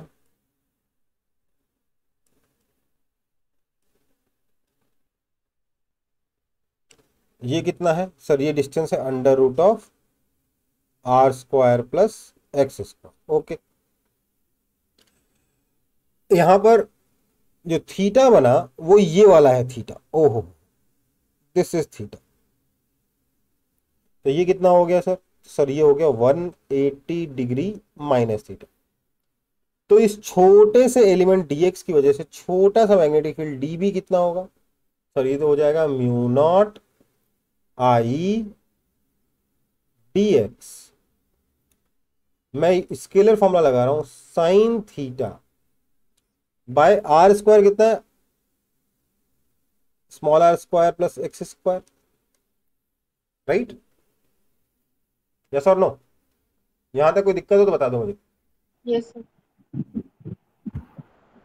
डायरेक्शन क्या होगा इसका सर? तो राइट हैंड थंब रूल से मिलता है, डीएल उधर आर इधर, तो डायरेक्शन हो गया अंदर की तरफ, राइट? सर थीटा ऊपर वाला एंगल क्यों होगा? क्योंकि बेटा डीएल वेक्टर इधर है, आर वेक्टर इधर है, तो एंगल कौन सा लोगे? यही ना लोगे। Okay sir. ठीक है, this is theta.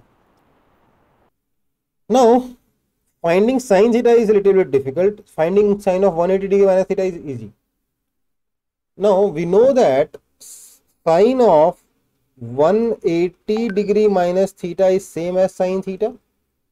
So let's use it here.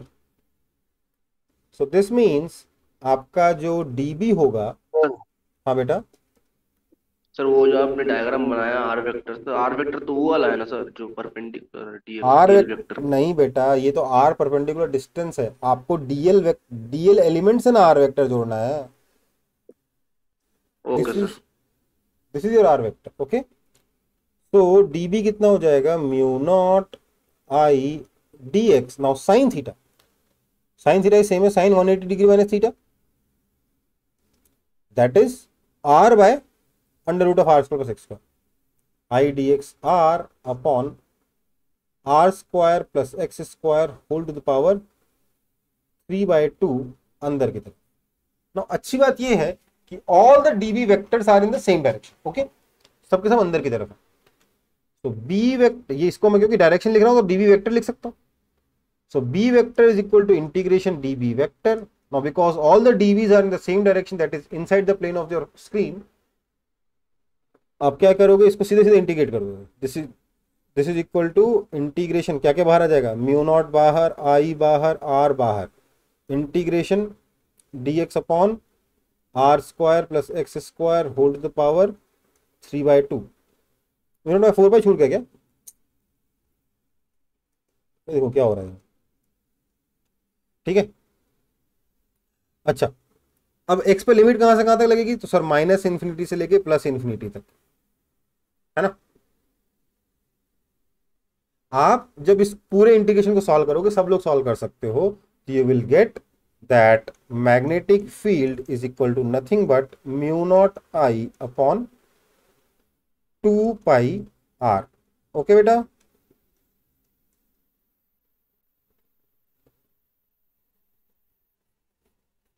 ये आपका फॉर्मूला है। मैग्नेटिक फील्ड कितना है? Mu naught I upon 2πr। सबको समझ में आया कि नहीं समझ में आया किसी को? ये मत बोलना सर वो इंटीग्रेशन कैसे करेंगे समझ नहीं आया, वो आप खुद से ट्राई करेंगे हो जाएगा। और वहां तक कैसे पहुंचे ये जरूरी है, फिजिक्स का पार्ट वही है।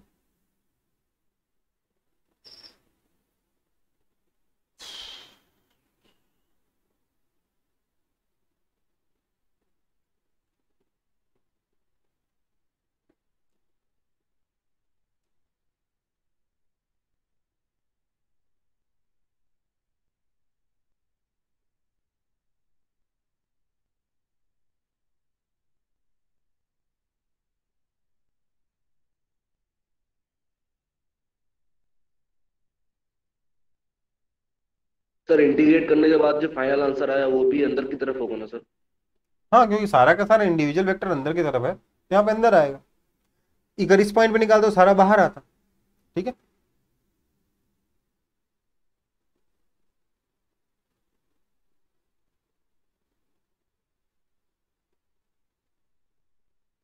हो गया सर। आगे बढ़े।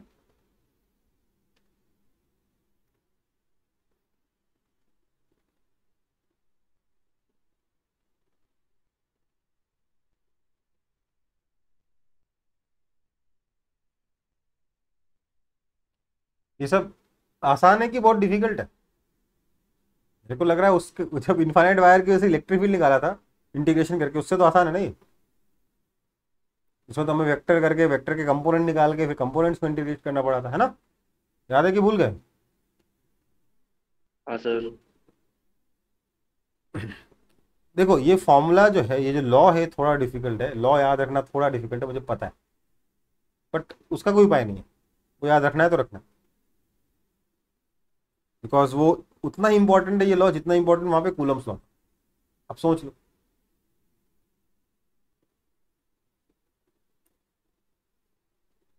तो आगे बढ़ता हूँ बेटा। Yes.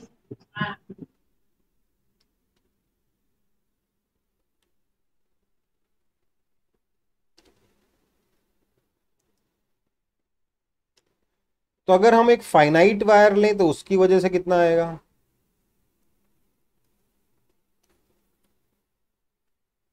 याद है वहां फाइनाइट वायर में हमें क्या करना पड़ा था?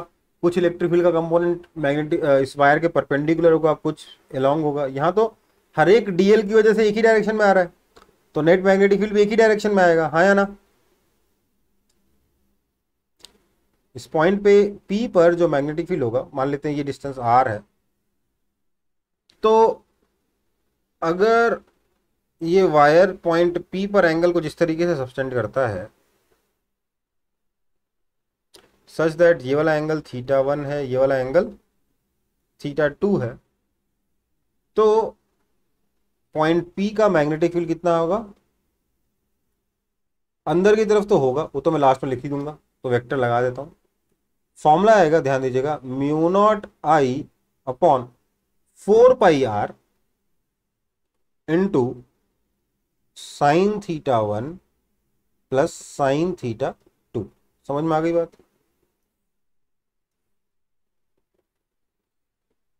ध्यान दीजिए, θ1 θ2 ये वाले एंगल है, इधर वाले एंगल ले लोगे तो cos θ1 cos θ2 हो जाएगा, है ना? तो इसलिए ये सब फॉर्मूले जो है थोड़ा परेशान करते हैं याद रखने में।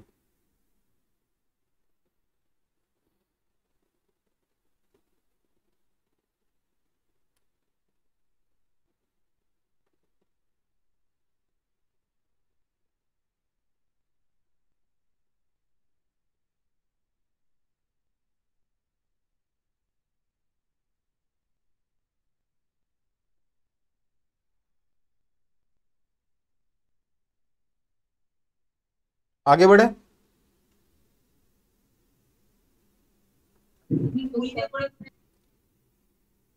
Magnetic field due to circular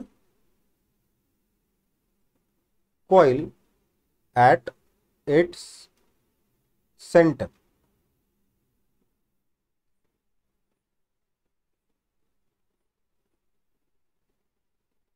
ये मेरे पास सर्कुलर कॉइल है, लेट से इसमें करंट जा रहा है आई, रेडियस इसका आर है लेट से। अब अगर मैं इसकी वजह से यहाँ पे मैग्नेटिक फील्ड निकालना चाहूँ तो क्या करूँगा? देखिए, मैं यहाँ पर कोई भी एलिमेंट अगर लेता हूँ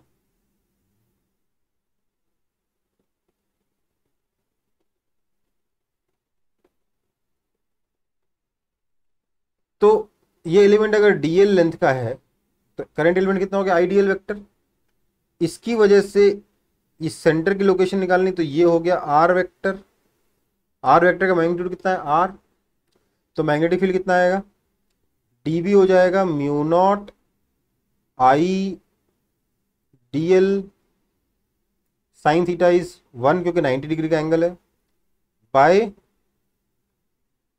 आर डिस्टेंस कैपिटल आ रही है तो बाय कैपिटल आर स्क्वायर।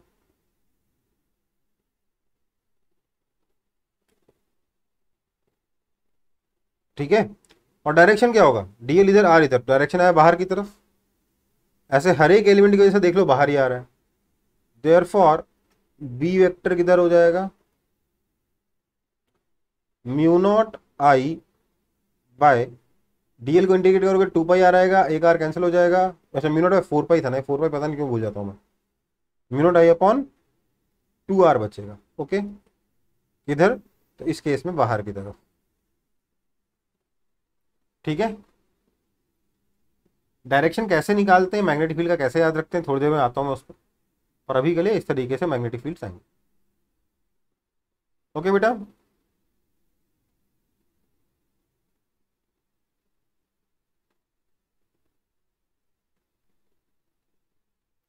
कोई दिक्कत है,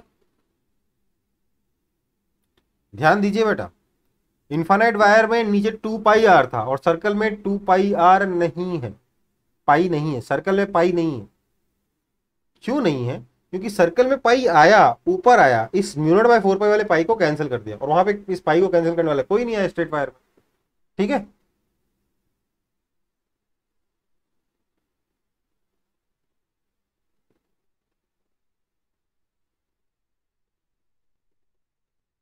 सर क्यों नहीं आया सर? हम्म, सर क्यों नहीं आया पाई? अरे मैं तो फॉर्मूला याद कराने की बात कर रहा हूँ, कोई लॉजिक थोड़ा है, कोई रीजन थोड़ा है, लॉजिक तो मैथ्स है। मैं ये कह रहा हूँ यहाँ पर जब डीएल को इंटीग्रेट करोगे तो सर्कल के ऊपर तो कितना आएगा, 2 पाई आर आएगा। हम्म, हाँ सर। तो ऊपर एक 2 पाई आ रहा है, नीचे 4 पाई है, तो एक पाई कैंसिल हुआ कि नहीं हुआ, आंसर में पाई बचेगा नहीं, मैं ये कहना चाह रहा हूँ। ठीक है, तो दोनों फॉर्मूले में एक ही अंदर है ना, यहाँ पाई है नहीं है और वहां पाई है। तो क्यों है सर्कल में पाई नहीं है और स्ट्रेट में पाई है, क्योंकि सर्कल में पाई कैंसिल हो गया, स्ट्रेट में पाई कैंसिल नहीं हुआ, ये कह रहा हूं। ठीक है,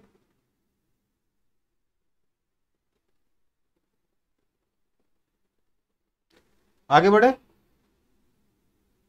हाँ सर। Yes, sir. चलो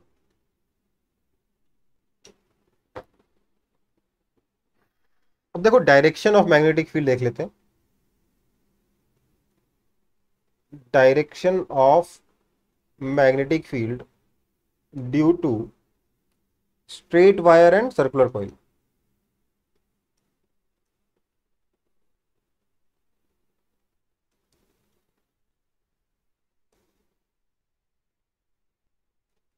अच्छा एक और बात, कॉइल लिखा था ना, कॉइल लिखा था ना, तो करंट की जगह कितना होना चाहिए,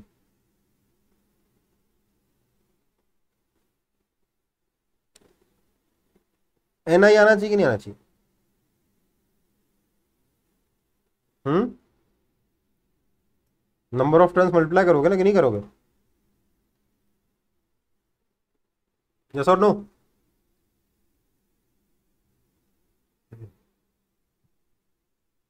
हम्म, चलो अब देखते हैं direction of magnetic field to straight wire and at centre of the coil.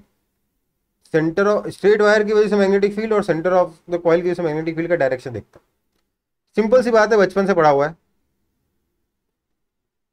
अगर यहाँ करंट आई जा रहा है तो मैग्नेटिक फील्ड कैसा रहेगा, इसके आसपास ऐसे गोल गोल रहेगा। इस पे वापस से हम लोग डिटेल में बात करेंगे, फिलहाल के लिए बस यहाँ पे मैग्नेटिक फील्ड गोल गोल होता है, याद है कि भूल गए, मतलब यहाँ पर अंदर रहेगा, यहाँ पे बाहर रहेगा। ठीक है, अगर करंट ऊपर जा रहा है तो नीचे जा रहा है तो उल्टा हो जाएगा। समझ में आई बात, ये कैसे पता चलता है sir, right hand thumb rule से। देखो सर, थंब को मैंने रखा करंट के साथ, तो देखिए sir fingers automatically magnetic field के साथ घूम रहे कि नहीं घूम रहे। हम्म, घूम रहा है सर। और उससे भी अच्छी बात क्या बोल सकता मालूम है,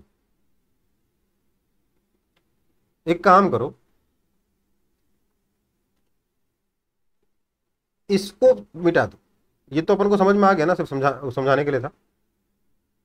अब देखो, ये अगर मेरा करंट है तो एक्सिस में मैग्नेटिक फील्ड का डायरेक्शन ऐसा हो।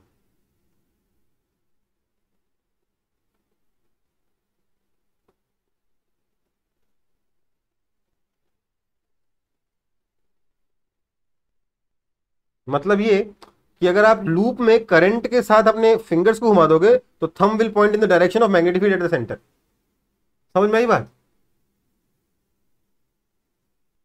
हाँ या ना? ठीक है। Yes sir. अच्छा है ना ये रिवर्सिबिलिटी? सोचना नहीं है कहां पर कहां पर आइडेंट थंब रूल लगाना है, कहां पर नहीं लगाना है, सोचने की जरूरत नहीं है क्या जरूरत? दोनों में लगा सकते हो। ठीक है। बाकी इसके दूसरे लॉ भी हैं, उस पर बाद में आएंगे। तो अभी के लिए करंट का डायरेक्शन से अपन लोग निकाल पा रहे हैं। ठीक है, ओके, आगे बढ़ते हैं फिर। Magnetic field at the centre of a circular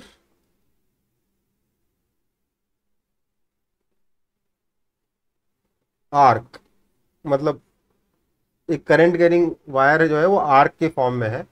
उस आर्क में जो करंट जा रहा है उसकी वजह से उसके सेंटर पे हमें मैग्नेटिक फील्ड निकालना है। तो देखो, लेट से करंट ऐसे जा रहा है,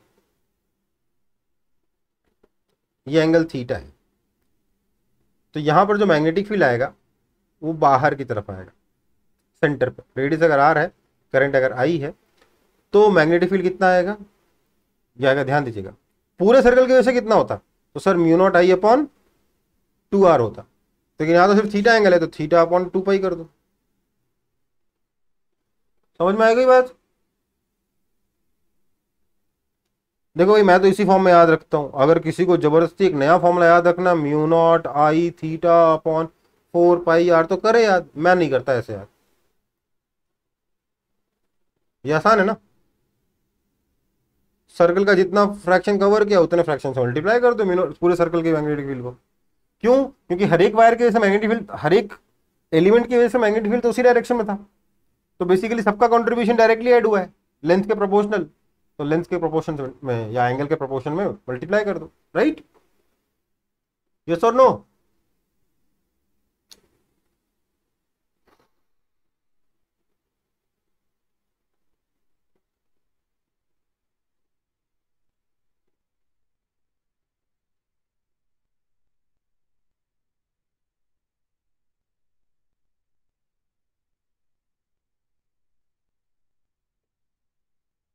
हो गया? Copy Yes. हुआ?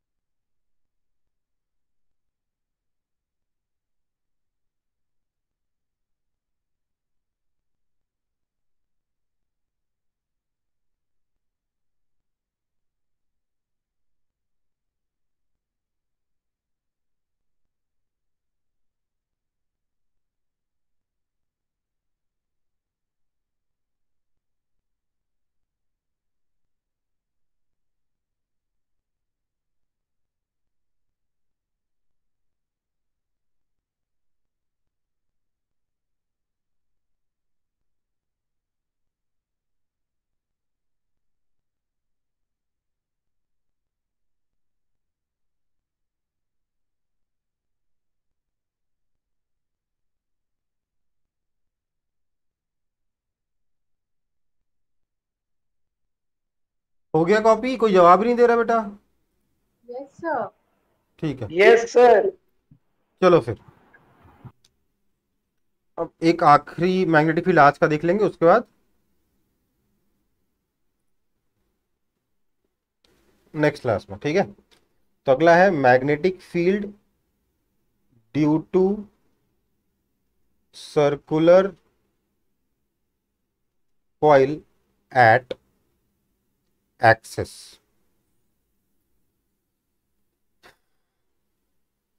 ये सर्कुलर कॉइल है, एन टर्न्स है, आई करंट है, ऐसे इसकी एक्सिस पर, अच्छा इसका रेडियस आर है, इसकी एक्सिस पर सेंटर से एक्स डिस्टेंस पर ये वाला जो पॉइंट है, इस पॉइंट ए पर मेरे को मैग्नेटिक फील्ड चाहिए, ठीक है। समझ में आई बात? तो सबसे पहले तो ये बताओ, इस वायर के साथ अगर आप फिंगर्स को रोल करते हो तो थंब किधर पॉइंट कर रहा है, राइट की तरफ कि लेफ्ट की तरफ?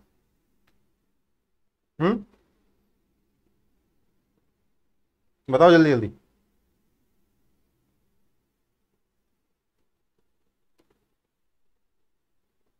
ऐसे ही ना आ रहा वो, नीचे से अंदर जा रहा है, ऊपर से बाहर आ रहा है, ऊपर से बाहर आ रहा है, फिर नीचे से अंदर जा रहा है, यही हो रहा है ना?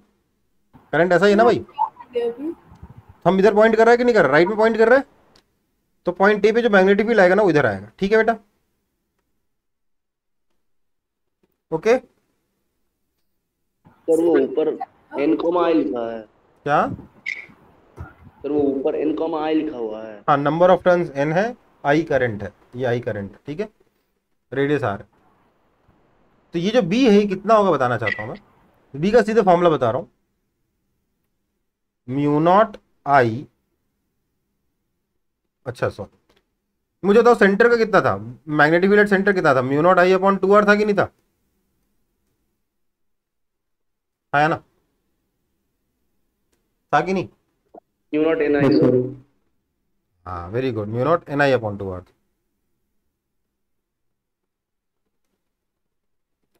तो यहां क्या होगा? ये फॉर्मूला याद करने का तरीका बता रहा हूँ, डेरिवेशन नहीं बता रहा हूँ अभी। Mu naught N I upon 2r की जगह 2 टाइम्स r की जगह ये वाला डिस्टेंस यूज करो। ये डिस्टेंस कितना है? Root under R square plus X square, है ना? तो आप R square plus X square की पावर हाफ यूज करो पहले तो आपके दिमाग में रखो ये हाफ है। फिर बेटा इतना सिंपल नहीं होता, ठीक है, और भी चीज फैक्टर्स लगते हैं। तो अल्टीमेटली आंसर किस में कन्वर्ट हो जाएगा बताता हूँ। ऊपर आर स्क्वायर से मल्टीप्लाई करो और नीचे इस डिस्टेंस के स्क्वायर से मल्टीप्लाई करो, डायमेंशन तो चेंज करना नहीं है। तो ऊपर अगर लेंथ के स्क्वायर से मल्टीप्लाई करो तो नीचे भी लेंथ के स्क्वायर से मल्टीप्लाई करना पड़ेगा। तो ऊपर इस लेंथ के स्क्वायर से मल्टीप्लाई किया, नीचे इस लेंथ के स्क्वायर से मल्टीप्लाई कर दिया, तो यहाँ पे पावर हो गया 3/2। ओके, ये आंसर है।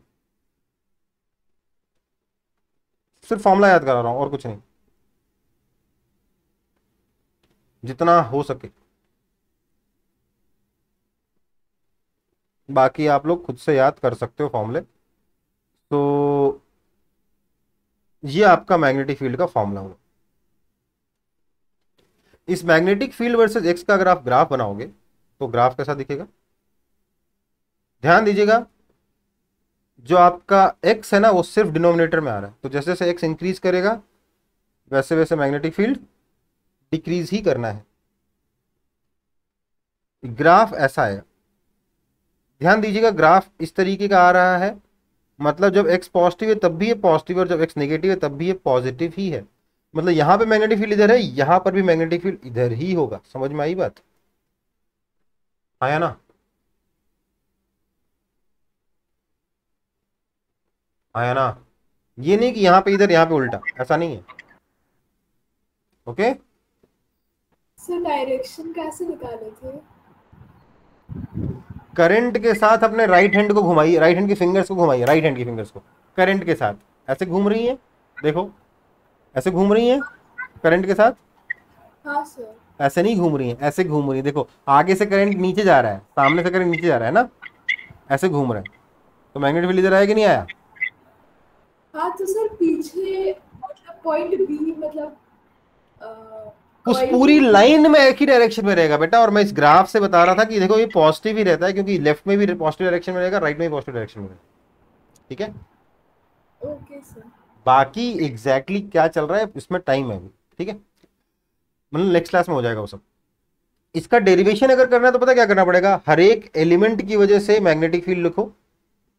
मान लीजिए यहाँ पे एक एलिमेंट लिया तो उसकी वजह से मैग्नेटिक फील्ड ऐसा टेढ़ा आएगा, उस टेढ़े मैग्नेटिक फील्ड का इधर वाला कंपोनेंट लो और उस कंपोनेंट को इंटीग्रेट करो। समझ में आई बात? आया ना? अगर ये एंगल थीटा है तो 90 डिग्री माइनस थीटा हो जाएगा, ये हो जाएगा dB cos 90 degree minus theta, मतलब डीबी साइन थीटा, और डीबी साइन थीटा को बैठ कर आपको इंटीग्रेट करना पड़ेगा, तब जाके आपका आंसर आएगा। ठीक है, समझ में आई बात? डीबी कितना होगा तो सर डीबी होगा म्यू नॉट आई, आई नहीं एन आई कर देते हैं क्योंकि एन टाइम्स करंट है ना, mu naught N I D L. 90 degree का एंगल ये इस करंट और इस के बीच में। सर ये एक सिंगल डीएल के लिए, हाँ सर ये एक सिंगल डीएल लेंथ के लिए है। हाँ, डीएल लेंथ के लिए ये आया, डीएल लेंथ की वजह से डीबी, उसका कंपोनेंट किया साइन थीटा, उसको इंटीग्रेट करा तो देखो कुछ कोई वेरिएबल बचेगा नहीं, सिर्फ डीएल का इंटीग्रेशन करेंगे, उसका 2 पाई आर आएगा, आंसर आ जाएगा। 2-3 स्टेप का ही है। ठीक है, पर फिर भी मैं डेरिवेशन कराना नहीं चाह रहा था पहले, तो मैंने सीधे फॉर्मूला बता दिया क्योंकि मैं फॉर्मूला याद कराना चाहता था। बी कैसे आएगा?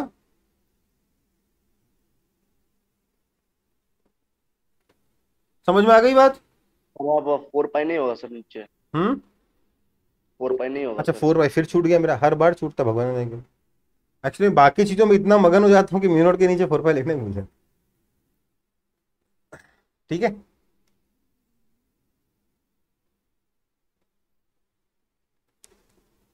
देखिएगा बाकी सब कुछ कांस्टेंट है, आर एक्स सब कुछ कांस्टेंट है, सिर्फ डीएल का इंटीग्रेशन होना है। समझ में आ गया फॉर्मूला? तो नेक्स्ट क्लास में क्या है, problems on magnetic field due to straight wire and loops. Straight wire और लूप की वजह से जो मैग्नेटिक फील्ड आएगा उसमें हम लोग प्रॉब्लम्स करेंगे नेक्स्ट क्लास में। ठीक है, कोई दिक्कत? No sir.